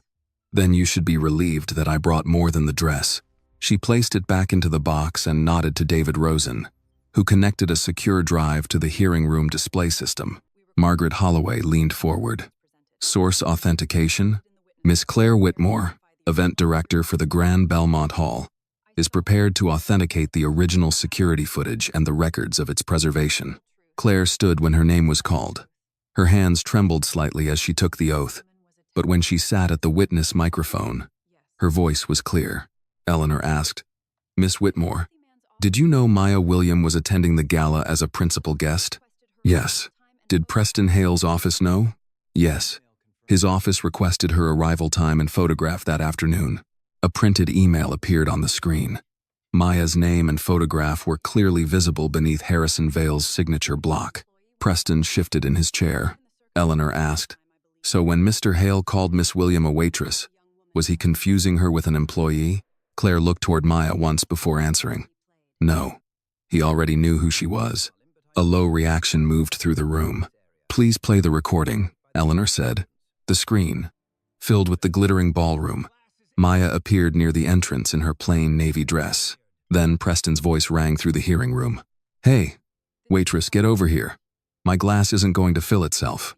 Maya sat motionless at council table, while the room watched her humiliation unfold again. Preston pointing, Logan smiling, Victoria stepping forward. The insults, the wine spilling through Maya's hair and down her dress. Several people behind Maya gasped, despite already knowing what had happened. Then the footage continued past the moment shown nowhere online. As Maya left the floor with Eleanor, Harrison Vale moved beside Preston. His recorded voice was low, but clear. "Good. Now she looks angry." Vale stood so quickly his chair rolled backward. "That recording lacks context." Eleanor faced him. "Perhaps you would like to explain the context in which that sentence becomes decent." He said nothing. Claire lowered her eyes. "I should have stepped in. I did not. I was afraid Mr. Hale would destroy my business." "Did he later retaliate against you?" Eleanor asked. "Yes. The day I preserved the recording, Hale Dominion canceled every event my company had booked with them." Eleanor nodded. No further questions. As Claire returned to her seat, Maya caught her eye and gave the smallest nod. Claire looked close to tears, but she sat straighter than before. Eleanor called Logan Hale. Preston turned fully toward his son for the first time that morning. "Logan," he said under his breath. "Think carefully." Logan stopped beside the witness chair. For a second, he looked younger than 28. Then he sat down and took the oath. Eleanor did not spare him. "Mr. Hale, did you participate in humiliating Maya William at the gala?" "Yes." "You laughed?" "Yes." "You recorded her while wine was poured over her head?" His voice tightened. "Yes." "Why are you here now?" Logan looked toward his father, then back at Eleanor. "Because my father planned it, and because I helped him without even needing to know the plan." Eleanor entered the copied strategy file into evidence. The display showed its title in large letters, Maya William Reputational Containment Strategy. Logan explained, finding it in his father's conference room. He authenticated the internal recording he had copied from the meeting system. Preston's own voice filled the chamber. A young black woman standing in the way of housing, jobs, and a medical clinic? Show the public her temper. Show them the body she walked away from. And they will do the rest themselves. The room went utterly silent. Logan stared at the witness table. I was raised to believe my father helped people. I understand now that he helped them only when he could own the gratitude. Preston stood. You ungrateful little. Sit down, Mr. Hale, Holloway said. The force in her voice stopped him cold. Eleanor waited until Preston returned to his chair. Then she said, Now we come to Rosewood. A construction safety expert summarized Samuel Bennett's files. The failed fire retardant materials, the ignored warnings. The shell company controlled by Hale Dominion and Samuel's draft complaint prepared 2 days before the fire. Harrison Vale attempted objections, but each document arrived authenticated, dated, and cross-referenced. Finally, Eleanor stood beside the audio console. Madam Chair, we ask permission to play a recording recovered from Dr. Samuel Bennett's personal effects and forensically verified last night. Proceed, Holloway said. Static rolled through the speakers. Alarms sounded. People shouted. Then Samuel Bennett's voice emerged through the smoke of 6 years. Maya, listen to me. The main beam is going. There are children in the east stairwell. Maya heard her younger self crying that she could move him. No, Samuel said. You take those children out. That is not surrender. That is the job. Ruth covered her mouth. The final words came quieter. Build something better than this place. Let that be enough. When the recording ended, no one moved. Maya looked at Preston Hale. The confidence had drained from his face. All he had left was the expensive suit, the silent lawyers, and the ruin of the story he had purchased. Margaret Holloway turned toward Maya. Miss William, she said gently, would you like to make a statement? Maya rose. Her navy suit was the same color as the dress Preston had used to make her seem small. Her silver pendant rested above her heart. She stepped toward the microphone, carrying nothing in her hands. At the gala, she began, Mr. Hale saw a black woman in a simple dress and decided I belonged beneath him. 6 years earlier, his company saw poor families in an aging building and decided their safety belonged beneath his profits. Preston looked down. Maya continued, her voice growing steadier. I am not ashamed that he mistook me for someone who served others. Service is honorable. What is shameful is believing a woman who serves you is someone you are free to humiliate. Behind her, Curtis Johnson gripped the arms of his wheelchair. Dr. Bennett did not die because I abandoned him. He died after ordering me to save children from a building made deadly by decisions no family should ever have been forced to pay for. Haven Bridge was my promise that we would build better. It will not be built by men who use charity to disguise contempt. She turned toward Preston. You did not pour that wine, Mr. Hale. You simply stood there and smiled because you believed there would be no consequence. Today is not revenge. Today is the consequence. For a breath, the room remained silent. Then Curtis Johnson pushed himself upright with his cane. Ruth stood next. Claire rose beside her. One by one, the Richmond residents filled the rows behind Maya with quiet, standing witness. At the gala, no one had moved. This time, the room did. Margaret Holloway did not ask the people behind Maya to sit immediately. For several quiet seconds, she let the sight remain in the record. An elderly veteran leaning on his cane, a widow holding the Bible of her dead husband, a frightened event director who had finally chosen truth, and dozens of Richmond residents standing behind the woman Preston Hale had tried to make invisible. Then, Holloway adjusted her glasses. Please be seated, she said. The panel will recess for 45 minutes. Preston rose before the gavel struck. This is outrageous, he snapped. You cannot make findings based on theater and emotional testimony. Holloway looked at him with the flat patience of a judge who had heard richer men offer weaker excuses. Mr. Hale, you are presently on a recording describing the racial manipulation of a public narrative. Your company has been tied to withheld safety documents in a fatal fire, and your counsel appears on video discussing the desired appearance of a humiliated woman. I recommend you use the recess to become acquainted with silence. Harrison Vale seized Preston's arm and pulled him toward the conference room behind their table. Preston resisted for only a moment. His gaze found Maya. The hatred there was kinda clean now, stripped of philanthropy and charm. Maya did not look away. Eleanor gathered her papers methodically. Do not speak to reporters until the findings are read. I know. Do not speak to Preston. I was not planning to.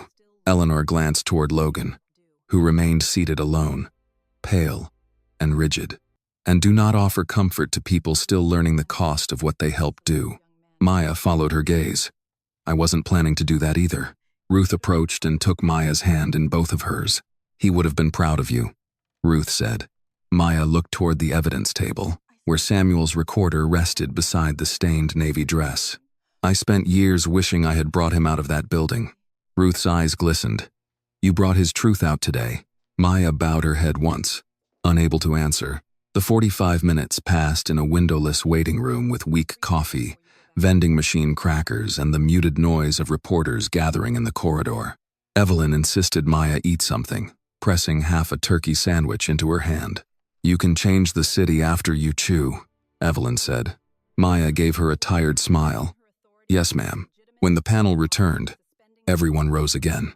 Margaret Holloway placed a folder before her and spoke without flourish.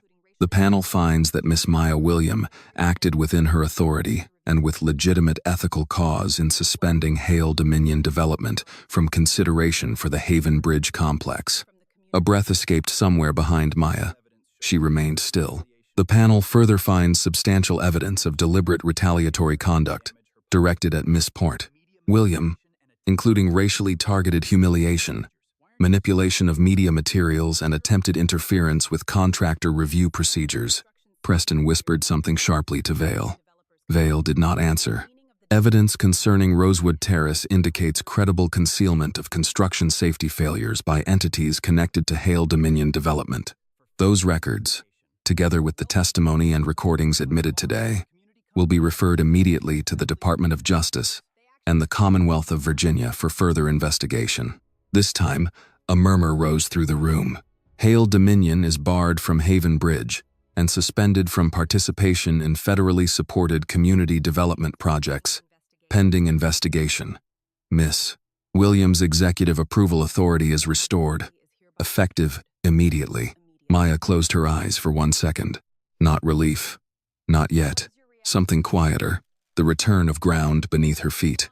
Outside the hearing room, reporters surged toward the ropes as Maya emerged with Eleanor and Ruth. Miss William, do you feel vindicated? Are you pursuing damages against Mr. Hale? What happens to Haven Bridge now? Maya stopped at the microphones. The winter light from the high lobby windows fell across her navy suit. Today did not bring Dr. Bennett back, she said. It did not erase what happened to the families of Rosewood, and it did not erase what happened in that ballroom. Vindication is not the same as repair. The reporters quieted. What we can do now is build honestly, build safely, build for the people who were treated as expendable. That is what Haven Bridge will do. She stepped away before another question could turn the moment into spectacle. Logan was waiting near the elevator. His father had already left through another exit with counsel. Maya, he said. She stopped, but did not invite him closer. I'm going to cooperate with every investigation, he said. Whatever they ask for, whatever it costs. That is the beginning, Maya replied. I know an apology isn't enough. No, she said. It isn't. He nodded, looking down at his hands. Then tell me what is. Maya regarded him for a moment. An apology is a sentence, Logan. Change is the schedule of the rest of your life. He swallowed. Then I'll show up for the schedule. 1 year later, spring sunlight warmed the red brick walkways of the completed Haven Bridge complex. Children raced across the public square while their parents carried boxes into new apartments. A veteran in a motorized chair rolled through the open doors of the new clinic. Storefront windows displayed fresh signs for a bakery, a barbershop, a child care center, and a bookstore owned by two sisters who had grown up 3 streets from Rosewood. At the center of the plaza stood the Samuel Bennett Community Health and Safety Center. Ruth held the ceremonial scissors beside Maya. Eleanor stood nearby in a pale blue suit, while Evelyn instructed 3 different volunteers to make sure Maya ate after the ceremony. Curtis Johnson sat in the front row beneath a straw hat, grinning as though the entire complex had been built solely to prove him right. Ruth leaned toward Maya. "Ready?" Maya looked up at the stone inscription above the clinic doors. "Build something better." "Yes," she said. "I am." Together, they cut the ribbon. Later, when the speeches were finished and the crowd had moved toward the reception tables, Eleanor guided Maya into the clinic entrance hall. A framed display had been mounted on the wall. Inside was Maya's navy dress, cleaned but not restored completely. A faint trace of the wine stain still marked one shoulder. Beneath it, a plaque read, "The dress they mistook for a uniform. The woman they mistook for powerless." Maya laughed softly. "Eleanor, this is a little dramatic. Only to people who never needed the reminder." A young black server approached, carrying 2 glasses of water. She hesitated before handing one to Maya. "I watched the hearing," she said. "I hated how they used Waitress like it was something shameful." Maya accepted the glass with both hands. "There is nothing shameful about serving another person with dignity," she said. "The shame belongs to anyone who thinks your service makes you smaller." The young woman smiled and walked back toward the reception. As evening settled over Haven Bridge, lights began turning on in the apartment windows, one after another. Maya stood beside Ruth beneath Samuel's words and watched families enter homes built on truth instead of silence. For a moment, she could almost hear Samuel's voice again, no longer trapped inside fire, but carried through the laughter in the square. She had not been able to bring him out, but she had brought his promise home. The lesson of Maya Williams' story is that dignity does not come from wealth, clothing, status, or the approval of powerful people. A person may be mocked, underestimated, or judged by prejudice, yet still carry the strength to change an entire community. True justice begins when someone refuses to let humiliation, fear, or silence become the final truth. Maya shows us that serving others is never shameful. The real shame lies in treating human beings as if they are beneath respect. In the end, courage is not merely surviving cruelty. It is building something better after cruelty has tried to break you. Thank you for staying with this story until the very end. If it touched your heart, I would truly love to hear your thoughts on the storytelling, the emotional pacing, or whatever stayed with you after listening.